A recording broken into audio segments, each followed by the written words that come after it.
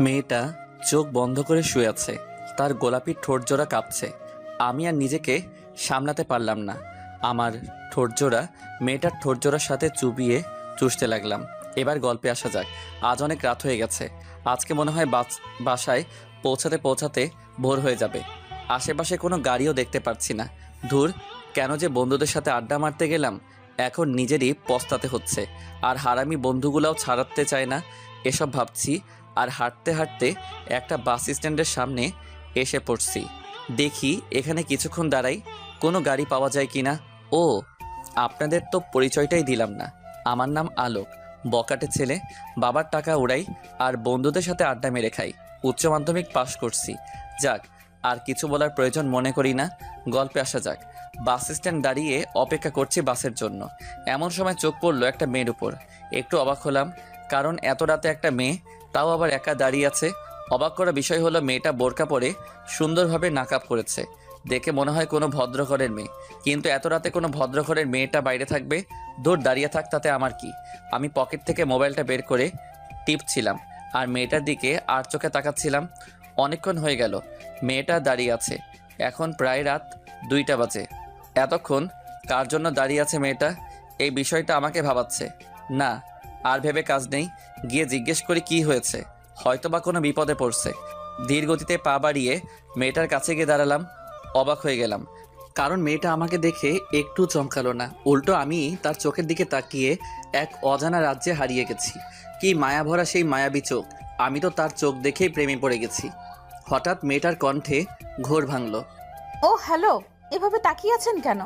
না মানে, আপনি কি কোনো প্রবলেমে ফেসে গেছেন? যদি আমাকে বলেন সাহায্য করতে পারি। না, কোনো প্রবলেম নেই। তাহলে এত রাতে এখানে দাঁড়িয়ে আছেন কেন? কাস্টমার খুঁজছি। কি? আমি তো মেরে গেলাম। কিছুই বুঝলাম না কি বলছে মেয়েটা। শুনতে পান না? কাস্টমার খুঁজছি। মেয়েটার কথা শুনে আমি আমার কানকে বিশ্বাস করতে পারছি না। কিছুক্ষণের জন্য একেবারে নিস্তব্ধ হয়ে গেলাম। কি বলছে মেয়েটা? তাহলে কি মেয়েটা... না না, ছি ছি, এ কি করে হয়? এমন বোরকাওয়ালি মেয়ে কোনো দিন এসব করতে পারে না। মনে হয় ভুল শুনছি। তাই মেয়েটাকে জিজ্ঞেস করলাম, কি বলছেন এসব বুঝতেছি না। আরে বললাম না কাস্টমার খুঁজতেছি। এত রাতে কিসের কাস্টমার? তার মানে কি আমি যা ভাবছি আপনার সম্পর্কে? আপনি কিছু বলার আগেই মেয়েটা বলল, জি তাই। করবেন নাকি আপনি? মেয়েটার কথা শুনে মনের মধ্যে কেমন যেন একটা অনুভূতি কাজ করছে। মেয়েটা দেখার জন্য এত সুন্দর নাকাব করা মেয়ে কি করে এসব কাজ? না না, আর ভাবতে পারছি না।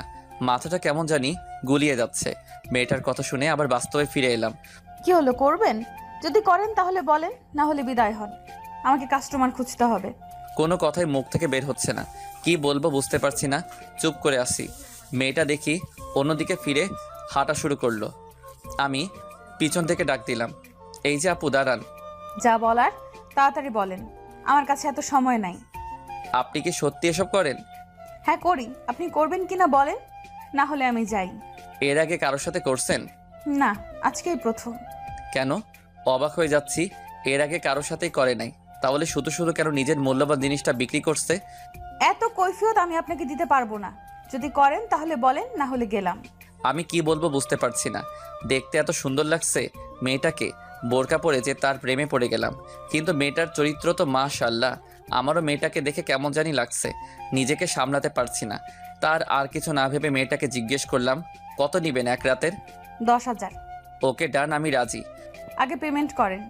আমি কিছুটা অবাক হয়ে গেলাম। একেবারে পাক্কা পতিতাদের মতো কথা বলতেছে। যাক, আর কিছু না ভেবে পকেট থেকে মানিব্যাগটা বের করে চকচকে 10টা 1,000 টাকার নোট দিলাম।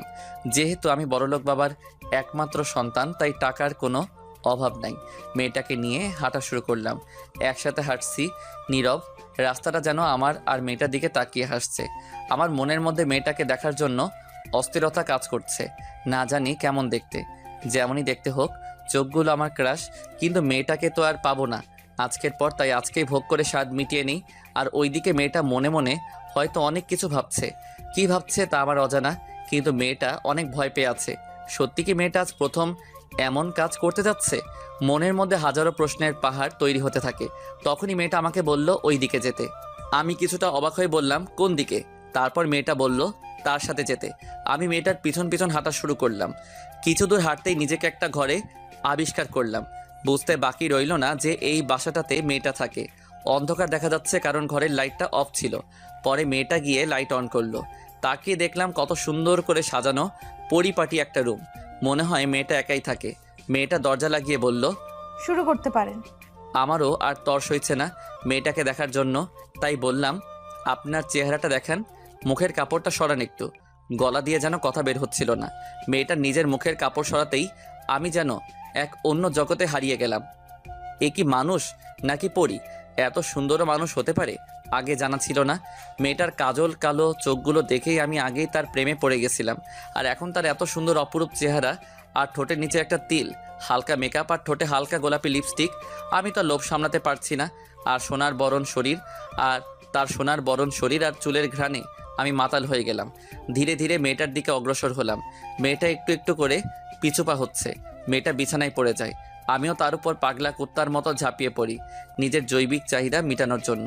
মেয়েটা চোখ বন্ধ করে শুয়ে আছে, তার গোলাপি ঠোঁটজোড়া কাঁপছে। আমি আর নিজেকে সামলাতে পারলাম না। আমার ঠোঁটজোড়া মেয়েটার ঠোঁটজোড়ার সাথে চুবিয়ে চুষতে লাগলাম। নিজেকে এক অন্য জগতে হারিয়ে ফেলছি। তার সারা শরীরের ঘ্রাণ আমাকে পাগল করে ফেলছে। আমি ধীরে ধীরে তার ঠোঁটের দিকে অগ্রসর হতে থাকি। মেয়েটা চোখ বন্ধ করে ফেলে। আমি সাথে সাথে তাকে লিপ কিস করে বসি। মেয়েটা কেঁপে উঠে আমাকে জড়িয়ে ধরে ফেলে। আমিও তার প্রতি পুরো নেশায় আক্রান্ত হয়ে পড়লাম। দুইজনই সুখের রাজ্যে হারিয়ে গেছি। হঠাৎ একটা বিকট শব্দ হলো। আমার নেশা কেটে গেল। আমি মেয়েটাকে ছেড়ে দেই।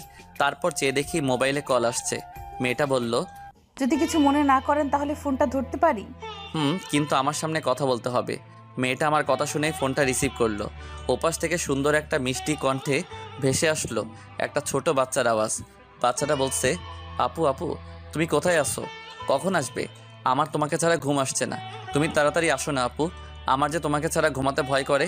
কথাগুলো শুনে বুঝতে পারলাম বাচ্চাটা মেয়েটার ভাই হয়। মেয়েটা বলছে, তুমি এখনও জেগে আছো? নার্স আন্টি তোমাকে ঘুম পাড়িয়ে দেয়নি? দিয়েছিল কিন্তু আমার ঘুম আসছিল না, তাই জেগে গেছি। ফোন কিভাবে করলে? নার্স আন্টি করেছে, আমার কথা বলতে ইচ্ছা করেছিল তাই। তুমি তাড়াতাড়ি এসো না আপু, আমার তোমাকে ছাড়া ঘুম আসে না। বাবু, আমি তো কাজে আছি, এখন আসতে পারবো না। একটু পরে যাই, তুমি ততক্ষণে ঘুমাও। আমি তোমার জন্য আসার সময় চকলেট কিনে আনবো। এখন লক্ষ্মী ছেলের মতো ঘুমিয়ে পড়ো। আমি নার্স আন্টিকে বলে দিচ্ছি যাতে তোমাকে গল্প শুনিয়ে ঘুম পাড়িয়ে দেয়। আপু লাল চকলেট আনবা, ওইটা অনেক মজা। ঠিক আছে, আনবো। এখন লক্ষ্মী ছেলের মতো ঘুমিয়ে পড়ো। আচ্ছা আপু, তাড়াতাড়ি এসো। বলে ফোনটা টুট টুট শব্দ করে কেটে গেল। আমি এতক্ষণ সব কিছু চুপচাপ শুনছিলাম। মেয়েটা আমার দিকে তাকিয়ে বলল, এবার আপনি শুরু করতে পারেন। কিন্তু বাচ্চাটার কথা শুনে আমার মনের প্রশ্নের পাহাড় আরও বড় হয়ে গেল। আমি মেয়েটাকে জিজ্ঞেস করলাম, বাচ্চাটা কি হয়? ও বলল, ওর ভাই। আমার এবার জানার আগ্রহ আরও বেড়ে গেল। তাই মেয়েটাকে বললাম, আচ্ছা যদি কিছু মনে না করেন কিছু কথা জানতে পারি? জি বলুন। আমার কেন জানি মনে হচ্ছে আপনার জীবনে বড় ধরনের ঝড় উঠেছে, যার কারণে আপনি এই পথটা বেছে নিলেন। সেটা কি আমি জানতে পারি? আপনারা তো জেনে কাম নাই, যা করতে আসছেন তাই করে বিদায় হন। এবার আমার মাথা গরম হয়ে গেল। একটু বললে কি হয়? তাই রেগে বললাম, আচ্ছা করব না, আমি চলে যাচ্ছি, দেন আমার টাকা ফেরত দেন। কিছুটা ব্ল্যাকমেল করে, কারণ আমি বুঝতে পারছি মেয়েটা বিপদে পড়ছে। প্লিজ এমনটা করবেন না। আপনি চলে গেলে আমার ভাইয়ের চিকিৎসার টাকা জোগাড় করতে পারবো না, আর এত রাতে আমি আর কোনো কাস্টমারও পাবো না। প্লিজ এমন কইরেন না। আচ্ছা, আপনার ভাইয়ের কি হয়েছে, আর আপনারই বা কি হয়েছে যার কারণে আমি নিজের সতীত্ব নষ্ট করতেও পিছুপা হচ্ছেন না? সব কিছু খুলে বলুন আমাকে, তাহলে আমি যাব না। আপনি সত্যিই সব জানতে চান? তার জন্য তো জিজ্ঞেস করছি। আমার নাম মেহেরিমা জাহান, আমি কুমিল্লার বাসিন্দা। 1 বছর আগে মাধ্যমিক পাশ করে কলেজে উঠছি। আমার বাবা একজন দিনমজুর ছিলেন। আজ থেকে প্রায় 6 মাস আগে আমার বাবা মা দুজনেই একটা কার অ্যাক্সিডেন্টে মারা যান। সেদিন থেকে আমার জীবনে দুঃখের ঝড় নেমে আসে। যে লোকটা আমার মা বাবাকে গাড়ি চাপা দিয়েছিল, সে লোকটা অনেক ধনী ছিল। আমাকে আর আমার ভাইকে ওনার সাথে করে নিয়ে যেতে চেয়েছিলেন, কিন্তু আমার মামা আর মামি দুজন খুব লোভী। তারা ওই লোকটার কাছ থেকে টাকা নেয়, তারপর লোকটাকে চলে যেতে বলে। আর তারপর মামি চক্রান্ত করে বাবার সব জায়গা জমি নিজের নামে করিয়ে নিয়েছিলেন। ওনারা ঠিক করেছিলেন আমাকে ওনাদের ছেলের সাথে বিয়ে দিবেন, কিন্তু ওনার ছেলে অনেক খারাপ লোক ছিলেন, নেশা করত। তাই আমি বিয়েতে রাজি হইনি, কিন্তু এতে করে ওনারা আমার খাওয়া দাওয়া বন্ধ করে দিয়েছিলেন। বাধ্য হয়ে ছোট ভাইকে নিয়ে কোনো মতে পালিয়ে ঢাকা চলে আসি। ঢাকায় এসে এই ছোট্ট রুমটা ভাড়া নেই। তারপর টিউশনি করে কোনো মতে 2 ভাই বোন খেয়ে রাত কাটাতাম। এইভাবেই ভালো চলছিল আমাদের ভাই বোনের জীবন। কিন্তু তাতেও দুঃখের একটুও মায়া হলো না, আবার আমার জীবনে ঝড় তুলে দিল। একদিন ছোট ভাই খেলতে খেলতে হঠাৎ করে চিৎকার করে অজ্ঞান হয়ে পড়ে। পরে তাকে হসপিটালে নিয়ে গেলাম। ডাক্তার বলছে ওর নাকি মাথায় ছোট্ট একটা টিউমার আছে। এটা অপারেশনের মাধ্যমে বের করতে হবে, না হলে দিন দিন আরো ব্যথা বাড়তে পারে, আর তাতে ভাইটা মারাও যেতে পারে। আমি ডাক্তারকে জিজ্ঞেস করেছিলাম কত টাকা লাগবে। ডাক্তার বলছে মিনিমাম 1 থেকে 1.5 লক্ষ টাকা লাগবে। কিন্তু আমি এত টাকা পাবো কোথায়, এটাই ভেবে পারছিলাম না। চাকরি খোঁজার অনেক চেষ্টা করছি, কিন্তু তারাও একই কাজ করতে চায় আমার সাথে। আমি রাজি হলে চাকরি দেবে, না হলে দেবে না, কিন্তু আমি রাজি হই না। দিন যেতে থাকে আর আমার ভাইটা মরণের সাথে লড়াই করতে থাকে। আপনি বলুন, অতটুকু একটা ছোট্ট বাচ্চা কি করে পারবে এত ব্যথা সহ্য করতে? তাই আর কিছু না ভেবে বেরিয়ে পড়েছি নিজের গায়ে পতিতার ছাপ লাগাতে। এতে আমার জীবন ধ্বংস হলেও আমার নিষ্পাপ ভাইটার জীবন বেঁচে যাবে। আমি ছাড়া এই দুনিয়ায় ওর আর আমার কেউ নাই। মেয়েটার কথা শুনে আমার বুকের ভেতরটা দুমড়ে মুচড়ে গেল। কেমন যেন একটা কষ্ট অনুভব করলাম। মানুষ এত নিষ্ঠুর কি করে হতে পারে? আমি মেয়েটার দিকে তাকিয়ে দেখি মেয়েটা এখনো কাঁদছে। তার চোখের নোনা জলগুলো তার চোখের কাজলের সাথে মিলে একটা খেলা করছে। আমি তাড়াতাড়ি করে পকেট থেকে রুমালটা বের করে মেয়েটার হাতে দিয়ে বললাম, নেন, এটা দিয়ে চোখের পানি মুছুন, কাঁদলে আপনাকে একটু ভালো দেখায় না। মেয়েটা রুমালটা হাতে নিয়ে চোখ মুছে কান্না করা বন্ধ করলো। আচ্ছা চলেন, এখন তো আপনার জৈবিক চাহিদা পূরণ করার পালা। আমি মেয়েটার এমন কথা শুনে সত্যি অবাক না হয়ে পারলাম না। কেউ এতটা নিচে নামতে পারে? নিজের ভাইকে বাঁচানোর জন্য জানা ছিল না। আমি মেয়েটার গলার শব্দে আবার বাস্তবে ফিরে এলাম। কি হলো আপনার, কি ভাবছেন? আচ্ছা, যদি কিছু মনে না করেন একটা কথা বলি। জি বলুন। আমি এরপর যা বলছি মেয়েটা তা শোনার জন্য মোটেও তৈরি ছিল না। আচ্ছা, আপনি এবার আপনার কাজ শুরু করেন। আমি আর আপনাকে বাধা দেব না। আমার জীবনে প্রথম আপনি সেই পুরুষ যে আমার এত কাছে এসেছে। চাইলে এখন আপনি আমার গায়ে পতিতার ছাপ বসিয়ে দিতে পারেন। পরে আবার টাকা ফেরত চাইতে পারবেন না, কারণ টাকাটা আমার খুব প্রয়োজন। আমি কি বলবো কিছুই বুঝতে পারছিলাম না। একদিকে মেয়েটা আমার স্বপ্নে সেই রাজকুমারী, যাকে আমি মনে প্রাণে কাছে চাইছি, তবে সেটা স্বপ্নই ছিল এতদিন। আজ এত কাছে পেয়েও কি আমি তাকে হারিয়ে ফেলবো? তবে কি সে শুধু আজকে রাতটাই আমার? ভাবনাতে পড়ে গেলাম। না না, এই কিছুতেই হতে পারে না। এই মেয়েকে আমি সারা জীবন পাশে চাই। যেই মেয়ে ছোট ভাইয়ের জন্য নিজের সতীত্ব বিলি করতে রাজি, সেই মেয়ে আর যাই হোক প্রতারক হতে পারে না। এই মেয়ের মন যে জয় করতে পারবে, জীবনের বিনিময় হলেও তাকে আগলে রাখবে। না না, একে হারাতে পারবো না। তাহলে আমার যে কি হবে তা আমি নিজেই জানি না। প্রথম দেখায় যাকে ভালোবেসে ফেলেছি তাকে কি করে হারাতে দিতে পারি? মনের মধ্যে হাজারো ভাবনার ঢেউ তুলছে। চুপ করে বসে থাকতে দেখে মেয়েটা বলল, কি হলো, কি ভাবছেন? কই কিছু না তো। দেখুন, আমার কাছে বেশি সময় নেই। ভোর হতে আর অল্প সময় বাকি আছে। তারপর কিন্তু আর কিছু করতে পারবেন না বলে দিলাম। আর টাকার আশা ছেড়ে দেন। আর কিছুই করতে চাইও না। মেয়েটা অবাক হয়ে বড় বড় চোখ করে তাকিয়ে বলল, আর কিছু করতে চান না মানে? মানে কিছু না, করতে চাই না, এটাই বললাম। দেখুন, করবেন কি না করবেন সেটা আপনার ব্যাপার, কিন্তু টাকাটা ফেরত পাবেন না। এবার আমার মাথায় রাগ উঠে গেল। বারবার শুধু টাকার কথা বলে। অবশ্যই এতে মেয়েটার কোনো দোষ নেই। ওর জায়গায় অন্য মেয়ে থাকলেও একই কথা বলতো। না, আর দেরি করা ঠিক হবে না। মেয়েটা আমার মনের কথা খুলে বলি, দেখি যদি রাজি হয় তাহলে আমার জীবন ধন্য। আচ্ছা, একটা কথা বলতে পারি যদি কিছু মনে না করেন? আবার কি কথা? দেখুন, যা বলার তাড়াতাড়ি বলুন, আমার এত সময় নেই। সময় নেই মানে? আর কোনো জায়গায় কাস্টমার ওয়েট করছে নাকি? না, তা না। যাক, বাদ দেন, বলেন কি বলবেন শুনি। এরপর আমি যা বললাম এতে মেয়েটা নিজের কানকে বিশ্বাস করতে পারছিল না। চলুন দেখা যাক। আসলে কথাটা হলো, কি বলেন? না মানে আসলে কথাটা হলো কি বলা দরকার বুঝতে পারছিলাম না। কি মানে করছেন? যা বলার সোজাসুজি বলেন। আমি আপনাকে ভালোবাসি, আপনাকে বিয়ে করতে চাই। কথাটা বলেই মাথা নিচু করে ফেলি। আর এদিকে মেয়েটা যেন আকাশ থেকে পড়লো আমার এমন একটা কথা শুনে। এটার জন্য মেয়েটা মোটেও তৈরি ছিল না। কি বলছেন এসব? আপনার মাথা ঠিক আছে তো নাকি? দেখুন, আবেগের বশে কোনো কথা বলা উচিত না। আপনি যা করতে এসেছেন তাই করে বিদায় হন। আমি আবেগের বশে কথা বলছি না, যা বলছি মন থেকে বলছি। আমি আপনাকে প্রথম দেখেই ভালোবেসে ফেলছি আর আপনাকে বিয়ে করতে চাই। দেখুন, এই মুহূর্তে আপনার আবেগটা কাজ করছে, তাই এসব কথা বাদ দেন প্লিজ। আপনি আপনার কাজ করে চলে যেতে পারেন। আর হ্যাঁ, বিয়ে করে কি করবেন শুনি? যেটা বিয়ে করে পাবেন সেটা তো বিয়ের আগেই পেয়ে যাচ্ছেন, তাহলে আর বিয়ে করবেন কেন? তাও আবার আমার মতো একটা পতিতার সাথে। মেয়েটার এমন কথা শুনে ভীষণ রাগ উঠল। মন চেয়েছিল কষিয়ে 2টা থাপ্পড় দিতে। আরে হেতিকে ভালোবাসি বলে মুখে যা আসে তাই বলে যাবে নাকি? দেখুন, বিয়ে মানে যে সেক্স করা তা কিন্তু নয়। বিয়ের আরও অনেক ভালো দিক আছে। আমি আপনাকে আমার সারা জীবনের সুখ দুঃখের সাথী বানাতে চাই। বলেন, হবেন কি আমার পথ চলার সাথী? মেয়েটা কি বলবে বুঝতে পারছে না। কি বলা উচিত তার এখন? মেয়েটা একটা ভাবনার মধ্যে ডুবে গেল। একটা আপত্তিকর ছাপ দেখতে পাচ্ছিলাম তার মুখে।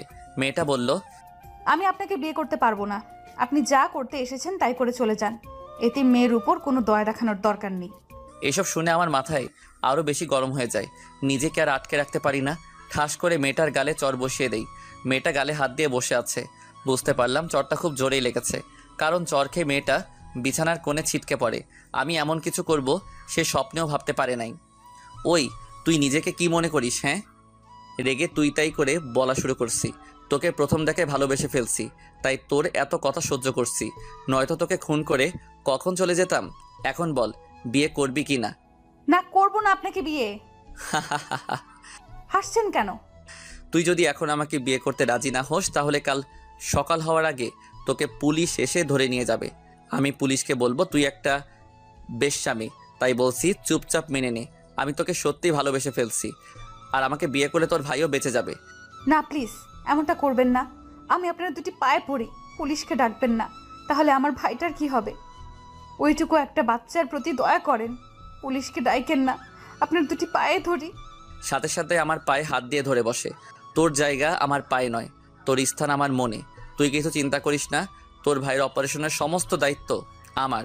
কিন্তু তোকে আমাকে বিয়ে করতে হবে, না হলে আমি পুলিশ ডাকতে বাধ্য হব। না না, এটা কইরেন না প্লিজ। নিজের অজান্তেই আমার মুখে একটা হাসি ফুটে ওঠে। আমি মেয়েটার গালে হাত দিয়ে তার চোখের পানি মুছে দেই। তারপর তার কপালে আলতো করে একটা চুমু খাই আর বলি, যাও এখন শুয়ে পড়ো। খেয়াল করলাম তার গালটাতে চড় মারার ফলে হাতের 5 আঙুলের ছাপ বসে গেছে। কিন্তু আপনার পরিবার কি আমার মতো একটা এতিম মেয়েকে মেনে নেবে? এই চুপ! কে বলছে তুমি এতিম? আমি আছি না তোমার সাথে? খবরদার, খবরদার আর নিজেকে এতিম বলবে না। কথাটা শোনার পর মেয়েটা হাউমাউ করে কেঁদে ফেললো।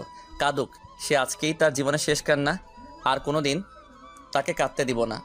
আমি তার চোখের পানি মুছে দিয়ে বললাম, যাও গিয়ে শুয়ে পড়ো। রাত অনেক হয়েছে, সকালে তোমার ভাইকে দেখতে যেতে হবে তো। মেয়েটা কোনো কথা না বলে বিছানার এক কোণে গুটিসুটি মেরে শুয়ে পড়ে। আমি একটা বালিশ আর চাদর নিয়ে নিচে বেঁধেতে বিছানা করে শুয়ে পড়ি। কিছুক্ষণ পর হঠাৎ কারো চিৎকারের বিকট শব্দে আমার ঘুম ভেঙে গেল। মেয়েটা কোনো কথা না বলে চুপচাপ বিছানার এক কোণে গিয়ে শুয়ে পড়ল। খেয়াল করলাম মেয়েটা বালিশে মুখ লুকিয়ে কাঁদছে। আমার মন চাইছিল ওকে শক্ত করে জড়িয়ে ধরে বলি, কেঁদো না, আমি আছি তোমার পাশে। কিন্তু সেই অধিকারটুকু এখনো পাইনি। তাই আর কিছু না বলে আমি একটা বালিশ আর চাদর নিয়ে মাটিতে বিছানা পেতে শুয়ে পড়ি। এখনো কান্নার গুনগুন আওয়াজ শোনা যাচ্ছে। কি করব বুঝতে পারছি না। এখন কি আমার ওকে সান্ত্বনা দেওয়া উচিত হবে? মনে মনে ভাবছি, মেয়েটাকে এইভাবে জোর করে বিয়ে করা কি ঠিক হচ্ছে নাকি? না না, যা করছি ঠিকই করছি। পতিতা হয়ে সমাজে বসবাস করার চেয়ে আমার বউ হয়ে থাকা অনেক ভালো। এমনিতেই মেয়েটা সব কিছু হারিয়ে নিঃস্ব। এখন তার শেষ সম্বলটা যদি হারিয়ে পতিতার পরিচয় জীবন কাটায়, তাহলে হয়তো বেশি দিন বাঁচবে না। আর এমনিতে আমি ওকে প্রথম দেখেই ভালোবেসে ফেলেছি। ও শুধু আমার। ওকে যে করি হোক আমার করে পেতে হবে। পৃথিবীর সমস্ত কিছু ত্যাগ করে হলেও আমি এই মেয়েটাকে বিয়ে করব। এসব ভাবতে ভাবতে কখন যে ঘুমিয়ে পড়লাম টেরই পেলাম না। একটু পর হঠাৎ একটা চিৎকারের শব্দ শুনে আমার ঘুম ভেঙে গেল। আমি রীতিমতো ভয় পেয়ে লাফিয়ে উঠছি। উঠে দেখি মেয়েটা ভয়ে চুপসে গেছে। আমি ওর কাছে তাড়াতাড়ি করে গিয়ে ওকে জড়িয়ে ধরি, আর মেয়েটাও আমাকে শক্ত করে জড়িয়ে ধরে ফেললো। আমার বুঝতে আর বাকি রইল না যে মেয়েটা স্বপ্ন দেখে ভয় পাইছে। কি হলো, কোনো খারাপ স্বপ্ন দেখলে নাকি? আমার আমার আমার ভাই কোথায়? ওকে দেখতে পাচ্ছি না। বুঝতে পেরেছি, মেয়েটা ওর ভাইকে নিয়ে কোনো খারাপ স্বপ্ন দেখেছে। তোমার ভাই হসপিটালে, তুমি জানো না? মেয়েটার হুঁশ ফিরল, এতক্ষণ ভয়ে ঘোরের মধ্যে ছিল। হুঁশ ফিরতেই আমাকে এক ঝটকা দিয়ে সরিয়ে দিল। তারপর তার কান্নার মাত্রা আরও বেড়ে গেল। ইস, কত সুন্দর লাগে কাঁদলে, একদম বাচ্চাদের মতো। কিন্তু এখন রোমান্স করার সময় নাই। ওই, কাঁদছো কেন? কি হয়েছে? কিছু না। মেয়েটা তার চোখের পানি মুছে কান্না বন্ধ করে। কি হলো বলো, কি হয়েছে? আচ্ছা, কিছু কথা বলার ছিল। হ্যাঁ বলো, কি বলবে? আপনি আমাকে সত্যিই ভালোবাসেন, আর আমাকে কি সত্যিই বিয়ে করতে চান? হ্যাঁ, আমি তোমাকে সত্যি ভালোবাসি আর তোমাকে বিয়ে করতে চাই। কিন্তু আপনার পরিবারের সবাইকে আমাকে মেনে নেবে? পরিবার বলতে তেমন কেউ নেই, আছে শুধু বাবা। বাবা তার ব্যবসা নিয়ে ব্যস্ত থাকেন, আর আমি সারাদিন ঘুরি ফিরি আর খাই। আর আপনার মা? শুনেছি উনি নাকি আমার জন্মের পর মারা গেছেন। ছোটবেলা থেকেই বাবা আমার সব কিছু দেখাশোনা করছেন। এইভাবে কথা বলতে বলতে ভোরের আজান দিয়ে দিল। মেয়েটা আমাকে বলল, আচ্ছা, এখন আজান দিচ্ছে, যান নামাজটা পড়ে আসুন। আমি ভাবলাম কিছুটা দুষ্টামি করা যাক। আসলে আমার না খুব ঘুম পাচ্ছে, আমি ঘুমাই বলেই মেয়েটার কোলে মাথা রেখে শুয়ে পড়লাম। আর খেয়াল করলাম মেয়েটার মুখে একটা হাসির ঝলক। ওই কি করছেন, যান নামাজটা পড়ে আসুন আগে, তারপর ঘুমায়েন। না না, আমি যাব না, আমি ঘুমাই, তুমি পড়ো। আমি কোনো বেনামাজি পুরুষকে বিয়ে করতে পারবো না, কারণ যে তার সৃষ্টিকর্তাকে ভালোবাসতে পারে না সে আমাকে কি ভালোবাসবে? বুঝেছি। আপনি আমার সাথে মজা করছেন এতক্ষণ। নেন আপনার টাকা নেন, যান যান এখান থেকে। আপনাকে বিয়ে তো দূর, আপনার চেহারাও দেখতে চাই না। আমি সাথে সাথে উঠে পড়লাম, ওর দিকে করুণ চোখে তাকিয়ে থাকলাম। এখন আমাকে এইভাবে ব্ল্যাকমেল করছো? বিয়ের পর কি করবে শুনি? সেটা পরে ভেবে নিব, এখন যান। আচ্ছা যাচ্ছি। বিছানা থেকে উঠে ফ্রেশ হয়ে নামাজ পড়তে চলে গেলাম মসজিদে। নামাজ পড়ে আসে দেখি নাস্তা রেডি। মেয়েটা আমাকেই দেখেই বলল, চলে আসছেন, বসুন নাস্তাটা করে নেন। নাস্তা বানালে কখন? এই তো একটু আগে। আপনি বসুন, আমি বেড়ে দিচ্ছি। আমি মনে মনে খুশিতে নাচতেছি। বের আগে হবু বউয়ের হাতে রান্না খাবো, উফ কি খুশিটাই না লাগছে। আমি গিয়ে টেবিলে বসে পড়লাম। তারপর আমাকে খাবার বেড়ে দিয়ে দাঁড়িয়ে আছে। কি হলো, তুমি খাবে না? খাবো পরে, আপনি আগে খেয়ে নেন। না, তুমি বসো, দুজনে একসাথে খাবো। ওকে খাবার টেবিলে বসানোর জন্য ওর হাত ধরতে চিৎকার করে উঠল। দেখলাম ওর চোখ বেয়ে নোনা পানি ধরছে। কি হলো কিছুই বুঝলাম না। খাবার টেবিল থেকে উঠে পড়লাম। চোখ পড়ল ওর হাতের উপর, দেখলাম অনেকখানি পুড়েছে। এটা কিভাবে হলো তোমার? একটু ছ্যাঁকা লাগছে, সমস্যা নাই, ঠিক হয়ে যাবে। যান আপনি খেয়ে নেন। সমস্যা নাই মানে? কতখানি পুড়ছে? আর তুমি বলছো একটুখানি? ওষুধ লাগাওনি? লাগিয়েছি। আচ্ছা এখানে বসো। আমি ওকে জোর করে টেবিলে বসালাম। তারপর ভাতের প্লেটটা হাতে নিয়ে ওকে খাইয়ে দিতে শুরু করলাম। খেতে চাইছিল না, তাও জোর করে খাওয়াইছি। খাওয়া দাওয়া শেষ করে দুইজনে রেডি হয়ে বেরিয়ে পড়লাম। গন্তব্য হসপিটাল, যেখানে ওর ভাই চিকিৎসাধীন রয়েছে। যাওয়ার সময় মেয়েটা ওর ভাইয়ের জন্য একটা চকলেট কিনলো। টাকাটা আমি দিতে চাইছিলাম কিন্তু ও দিতে দেয় নাই। পরে দুইজনে হাসপাতালে পৌঁছে গেলাম। হাসপাতালে পৌঁছানোর পরে বাচ্চাটা তার আপুকে দৌড়ে এসে জড়িয়ে ধরে কোলে উঠে পড়ল। কি ভালোবাসা দুই ভাই বোনের মধ্যে। বাচ্চাটা ওর বোনকে চুমু খেলো, আর মেয়েটাও একই কাজ করলো। আমি শুধু তাকিয়ে তাকিয়ে দেখছিলাম তাদের ভালোবাসার এই রঙটা। সত্যি কি আজকের যুগে এমন মেয়ে আর একটাও আছে যে নিজের ভাইয়ের জন্য নিজের সতীত্বকে বিলি করতে পারে? আমার জানা মতে আজকের যুগে এমন মেয়ে আর একটাও মেয়ে নেই। এই গল্পে এই এক পিসি আছে। তারপরও বাচ্চাটার চোখ পড়ল আমার উপর। আপু, আপু, ওই আঙ্কেলটা কে?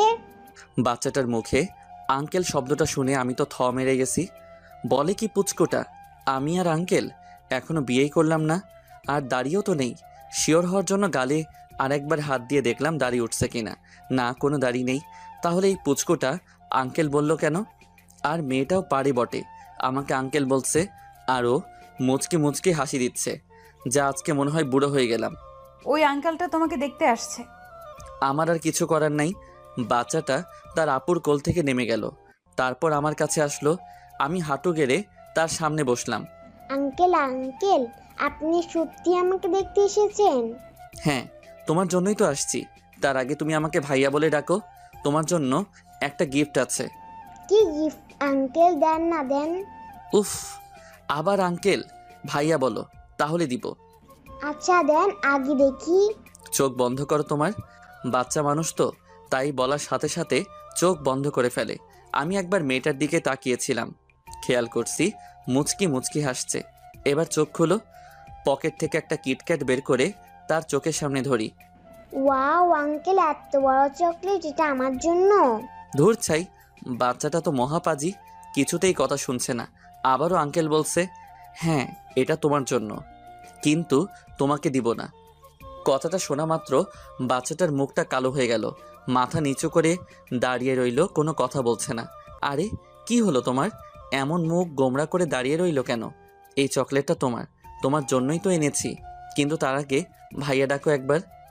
বাচ্চাটা খুশি হয়ে আমাকে জড়িয়ে ধরে বলে, সত্যি এটা আমার জন্য? তোমার জন্য, কিন্তু এখন থেকে ভাইয়া বলে ডাকবা, কেমন? কথাটা বলে বাচ্চাটার হাতে চকলেটটা ধরিয়ে দিলাম। সাথে সাথে বাচ্চাটা আমার গালে চুমু দিয়ে বলল, থ্যাংক ইউ ভাইয়া, তুমি অনেক ভালো। তাই তুমিও অনেক ভালো। আচ্ছা ভাইয়া, এই চকলেটটা অনেক দামি তাই না? বেশি না, একটু। ও আচ্ছা, তাহলে এটা নিয়ে নেন, এটা আমার লাগবে না। আমি অবাক হয়ে গেলাম। কেন কেন চকলেটটা কি তোমার ভালো লাগে নাই? ভালো লাগছে, কিন্তু আমার আপু বলছে দামি জিনিস আমাদের মতো গরিবের কপালে জুটে না। আর চকলেটটা এত দামি, এর টাকাও আপু দিতে পারবে না। তাই বলছি এটা নিয়ে নেন, আমার একটাতেই হবে। বাচ্চাটা এমন একটা কথা শুনে আমার মাথা গোলাতে শুরু করলো। আমি একবার মেয়েটার দিকে তাকিয়ে দেখলাম মেয়েটার মুখখানিও কালো হয়ে গেছে। সত্যি কতটা কষ্টে না এতদিন জীবন যাপন করছে। যা, এই বাচ্চাটা বুঝতে পেরে গেছে টাকার মূল্য। দুনিয়াতে সব টাকারই খেলা। হঠাৎ বাচ্চাটার ডাকে আবার ধ্যান ভাঙলো। ভাইয়া এই নাও, আমার এটা লাগবে না, আমি এই একটাই খাবো। আরে, এটার টাকা তোমাকে দিতে হবে না। দোকানদার তোমার সাথে দেখা করতে এসেছি শুনে এমনি একটা দিয়ে দিছে। তুমি নাকি চকলেট খুব ভালোবাসো, তাই তো তোমার পছন্দের লাল চকলেটটা দিল। সত্যি বলছো? সত্যি। এখন যাও, গিয়ে শুয়ে আরাম করে খাও। ওকে ভাইয়া। বলেই সাথে সাথে আমার গালে আর একটা চুমু দিয়ে দৌড়ে ওর আপুর কাছে চলে গেল। ওর আপু মানে মেয়েটা তাকে বেডে বসিয়ে দিয়ে চকলেট খেতে বলল। বাচ্চাটা মহা আনন্দে চকলেট খাচ্ছিল। মেয়েটা আমার সামনে এসে দাঁড়ায়, বলল, চকলেট কখন কিনলেন? আমি তো দেখলাম না। তোমাকে না বলে কিনেছি। বললে কি কিনতে দিতে, তাই না বলে লুকিয়ে কিনছি। ও আচ্ছা। হুঁ, এখন চলো কোথায়? ডাক্তারের কাছে, দেখি আর একবার কি বলে তা নিজের কানে শুনি। মেয়েটাও আর কোনো আপত্তি করলো না। তার ভাইকে বলে আসলো কোথাও যেন না যায়, আর যেন দুষ্টমি না।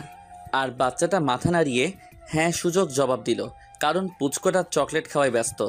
আমি আর মেয়েটা যেতে যেতে কথা বলছি, কিন্তু ডাক্তারের কেবিনে ঢুকেই খেলাম এক ধাক্কা।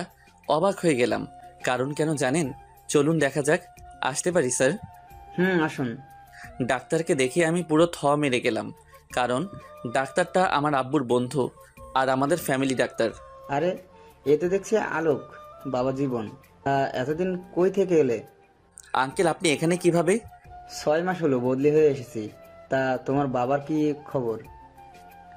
কি খবর? সে এখন কেমন আছে? আর তুমি হঠাৎ কি মনে করে? আমার আর আঙ্কেলের আলাপ দেখে মেয়েটা অবাক হয়ে তাকিয়ে থাকে, কোনো কথা বলে না। জি আঙ্কেল, আব্বু ভালো আছে। আসলে হয়েছে কি আঙ্কেল, আমি ওর ভাইয়ের ব্যাপারে একটু জানতে চেয়েছিলাম। কি হয়েছে এর ভাইয়ের? ও, এই কথা। আচ্ছা বসো, বলছি। দুইজনেই চেয়ারে বসে পড়লাম। তারপর ডাক্তার আঙ্কেল আমাকে সব খুলে বললেন। বেশি কিছু না, একটা অপারেশন করালে ঠিক হয়ে যাবে। আঙ্কেল, আপনি যা করার করুন, যত টাকা লাগে আমি দেব, কিন্তু বাচ্চাটা যেন কোনো ক্ষতি না হয়। আচ্ছা চিন্তা করো না, আমি পার্সোনালভাবে এই ব্যাপারটা হ্যান্ডেল করব। তাহলে আঙ্কেল আপনি যত তাড়াতাড়ি সম্ভব অপারেশনটা শুরু করে দিন। আমরা তাহলে এখন উঠি। এ কি, এইমাত্র তো এলে আর এখনই বলছো উঠি? যে চা নাস্তা খেয়ে যাও। না আঙ্কেল, আজ না অন্য দিন। বলে আমরা উঠে হাঁটা শুরু করলাম। মেয়েটার মুখের দিকে একবার তাকিয়েছিলাম, ঘন কালো কুয়াশায় যেন তার সুন্দর মুখটা ঢেকে গেছে। কোনো কথা বলছে না, চুপচাপ। আমি কেবিন থেকে বের হওয়ার আগেই ডাক্তার আঙ্কেল আমাকে ডাক দিল। বাবা আলোক, শোনো। আমি আর মেয়েটা দুজনেই দাঁড়িয়ে পড়লাম। পিছন ফিরে তাকিয়ে বললাম, জি আঙ্কেল বলুন। ডাক্তার আঙ্কেল চেয়ার থেকে উঠে এসে আমার কানের কাছে ফিসফিস করে বলছে, এটা করবে শুনি? দেখি কি করা যায়। চালিয়ে যাও বাবা, তোমাদের দুজনকে বেশ ভালো মানিয়েছে। আমি আর কিছু বললাম না, শুধু একটু হেসে চলে আসলাম। কিন্তু এদিকে মেয়েটার মন এখনো খারাপ, হয়তো তার ভাইয়ের কথা ভাবছে। কি হলো, কি ভাবছো? মেয়েটা চমকে গেল। কই কিছু না তো। চুপচাপ যে, কোনো কথা বলছো না যে? এমনি। আর কোনো কথা বলল না। আমি আর কিছু জিজ্ঞেস করলাম না, কারণ জানি এর মন ভালো নেই। পরের দুইজনে বাচ্চাটার কাছে গেলাম। আমি মেয়েটাকে বললাম, শোনো, আমি কিছুক্ষণের জন্য একটু বাসায় থেকে ঘুরে আসি, বাবার সাথে কিছু কথা আছে তো তাই। মেয়েটা ওর ছোট ভাইয়ের পাশে বসে মাথায় হাত বুলিয়ে দিচ্ছিল। আচ্ছা। আর কিছু বলল না, হয়তো লজ্জাবোধ কাজ করছে তাই। আচ্ছা, তাহলে আমি এখন আসি। চিন্তা করো না, আমি বিকাল হওয়ার আগেই চলে আসবো। ওকে। আমিও আর কিছু না বলে বেরিয়ে পড়লাম বাড়ির উদ্দেশ্যে। গাড়িতে বসে বসে ভাবছি বাবাকে আজ সব কিছু খুলে বলবো। তিনি নিশ্চয়ই আমার কথা রাখবেন। আরও অনেক কথা ভাবতে ভাবতে বাড়িতে এসে পৌঁছালাম। কিন্তু কে জানতো যে বাড়িতে আমার জন্য একটা সারপ্রাইজ অপেক্ষা করছে। গেটে গিয়ে টোকা দিতে দারোয়ান কাকা গেট খুলে দিল, আর সাথে একটা চিঠি আর বাসার চাবিও দিল। মেয়েটির কাছ থেকে বিদায় নেওয়ার আগে মাথায় একটা দুষ্টবুদ্ধি খেলে গেল, কিন্তু কি আর করার, জানি সে প্রশ্রয় দেবে না। তাই হসপিটাল থেকে বাসার উদ্দেশ্যে বেরিয়ে পড়লাম। বাসে উঠে বসলাম। মনের মধ্যে এই 2 দিনে মেয়েটিকে নিয়ে অনেক স্বপ্ন এঁকে ফেলছি। যে করেই হোক এই স্বপ্নগুলোকে আমার পূরণ করতেই হবে। মেয়েটিকে ছাড়া যে আমি এক মুহূর্ত ভাবতে পারছি না। সারাদিন শুধু ওর কথাই মনে পড়ে। এটাই হয়তো সত্যিকারের ভালোবাসার টান। বেশ বুঝতে পারছি মেয়েটার মন এখনও খারাপ, কারণ চলে আসার সময় ওর মুখটা কেমন কালো হয়ে গিয়েছিল। আর এদিকে বাড়িতে গিয়ে প্রথমে বাবাকে সব কিছু খুলে বলবো ভাবছি। ভাবতে ভাবতে গাড়ি থেকে নেমে বাসার সামনে আসলাম। তারপর গেটে টোকা দিতেই দারোয়ান কাকা গেট খুলে দিল। আলোক বাবা, তুমি কালকে সারা রাত কোথায় ছিলে জানো? বড় সাহেব কত চিন্তা করছিল তোমার জন্য। বন্ধুদের সাথে ছিলাম কাকা, কিন্তু এতে চিন্তা করার কি আছে? আমি তো বাবাকে বলেই গিয়েছিলাম যে আমি রাতে বাড়িতে নাও ফিরতে পারি। এই নাও, বড় সাহেব এগুলো তোমাকে দিতে বলেছিল। এগুলো কি? আর বাবা কোথায়? বড় সাহেব কয়েকদিনের জন্য দেশের বাইরে গেছেন। যাওয়ার আগে এই কাগজ আর চাবিটা দিয়ে গেছেন। আমি আর কিছু বললাম না, নর্মালিভাবে বিহেভ করলাম। তারপর চাবিটা আর কাগজটা হাতে নিয়ে বাড়ির ভিতরে চলে গেলাম। ঘরে গিয়ে ঢুকতেই কেমন যেন ফাঁকা ফাঁকা লাগছে, চারিদিকে নিস্তব্ধতা কাজ করছে। তারপর ঘরে জানালা খুলে দিলাম, বাইরের একটু ঠান্ডা বাতাস বইছে। এরপর আমি আমার রুমে গেলাম। টেবিলের ওপর কাগজ আর চাবিটা রেখে ফ্রেশ হতে চলে গেলাম। ফ্রেশ হয়ে বেরিয়ে এসে একটু বিছানায় হেলান দিতে চোখ পড়ল সেই কাগজটার উপরে। তাই আর দেরি না করে তাড়াতাড়ি কাগজটা হাতে নিয়ে খুলে পড়তে শুরু করলাম। পড়তে পড়তে হঠাৎ করে বুকের ভিতরটা কেমন যেন দুমড়ে মুচড়ে গেল। চলুন দেখা যাক কী লেখা আছে কাগজটিতে। ডিয়ার আলোক, হঠাৎ করে একটা জরুরি মিটিংয়ের জন্য 1 মাসের জন্য আমাকে দেশের বাইরে যেতে হচ্ছে। তোমাকে কথাটা কাল রাতেই বলবো ভাবছিলাম, কিন্তু তুমি সারা রাত বাড়িতে ফিরোনি। খুব ভোরে আমাকে দেশ ছেড়ে যেতে হবে, তাই রাতে তোমাকে ফোন করেছিলাম কথা বলার জন্য, কিন্তু তোমার ফোন অফ ছিল। জানি না এভাবে আর কতদিন চলবে। যাই হোক, বাবা নিজের খেয়াল রাখবে। সময় হলে আমি তোমাকে ফোন করব। বেশি রাত করে বাইরে থাকবে না, আর নিজের প্রতি একটু যত্ন নিবে, কেমন? আর হ্যাঁ, তোমার হাত খরচের জন্য আলমারিতে কিছু টাকা রাখা আছে, সেখান থেকে যা খুশি খরচ করো, কিন্তু নিজের দিকে একটু খেয়াল রেখো, কেমন? আসি, ভালো থাকবে, বাই। এই লেখা ছিল। সত্যি আমি বাবার অবাধ্য সন্তান। কোনো দিনও তার একটা কথা শুনিনি। অনেকবার বলেছিল তার সাথে ব্যবসার কাজে হাত লাগাতে, কিন্তু আমি তা শুনিনি, কারণ আমার কাজ করতে ভালো লাগতো না। সত্যি খুব খারাপ লাগছে। মা মারা যাওয়ার পর থেকে বাবা বিয়ে করেনি এই ভয় যদি সৎমায়ের মতন আমাকে কষ্ট দেয়। ছোটবেলা থেকে অনেক আদরে মানুষ করছে, তাই আজ আমি এই রকম। মনে মনে নিজেকে গালি দিতে লাগলাম। চিঠিটা টেবিলে রেখে দিলাম, তারপর বিছানায় গিয়ে হেলান দিয়ে শুয়ে পড়লাম। কখন যে চোখের পাতা দুটো এক হয়ে গেল বুঝতেই পারলাম না। অনেকক্ষণ পর মনে হলো খুব গরম পড়ছে, শরীর ভেজা ভেজা মনে হচ্ছে। না, আর সহ্য করা যাচ্ছে না। ঘুমকে পরাজিত করলাম। চোখ খুলে বুঝতে পারলাম কারেন্ট চলে গেছে। ঘড়ির দিকে তাকিয়ে দেখি দুপুর 3টা বেজে গেছে। সাথে সাথে আমার মাথায় হাত, এত বেলা হয়ে গেছে। আর ওদিকে না জানি মেয়েটির কি অবস্থা, দুপুরে কিছু খেয়েছে কিনা তাও জানি না। আর কিছু না ভেবে তাড়াতাড়ি ফ্রেশ হয়ে গাড়ি নিয়ে বেরিয়ে পড়লাম হসপিটালের উদ্দেশ্যে। পৌঁছাতে পৌঁছাতে 3টা 30 বেজে গেল। হসপিটালের ভিতরে গিয়ে দেখি মেয়েটি এখনও তার ভাইয়ের পাশে বসে মাথায় হাত বুলিয়ে দিচ্ছে। আমি সামনে গিয়ে একটু গলা ছেড়ে কাশি দিলাম। মেয়েটা আমার দিকে ঘুরে তাকায়, কিন্তু কোনো রিয়াকশন নেই। ও ঘুমিয়ে পড়ছে। হুম দুপুরে খাবার খাইছে? খাবার খাইয়ে ওষুধ খাইয়ে ঘুম পাড়িয়ে দিলাম। আর তুমি কিছু খাইছো? মেয়েটা কিছুটা ভ্রু কুঁচকে গেল। না মানে হ্যাঁ, খেয়েছি। আর আপনি? না, এখনো খাইনি। চলো এখন খাবো। তো যান, খেয়ে আসেন, আমি এখানেই আছি। তুমি কিছু খাবে না আমি জানি, তুমিও না খেয়ে আছো। না, আমি খেয়েছি, আপনি যান, খেয়ে আসেন।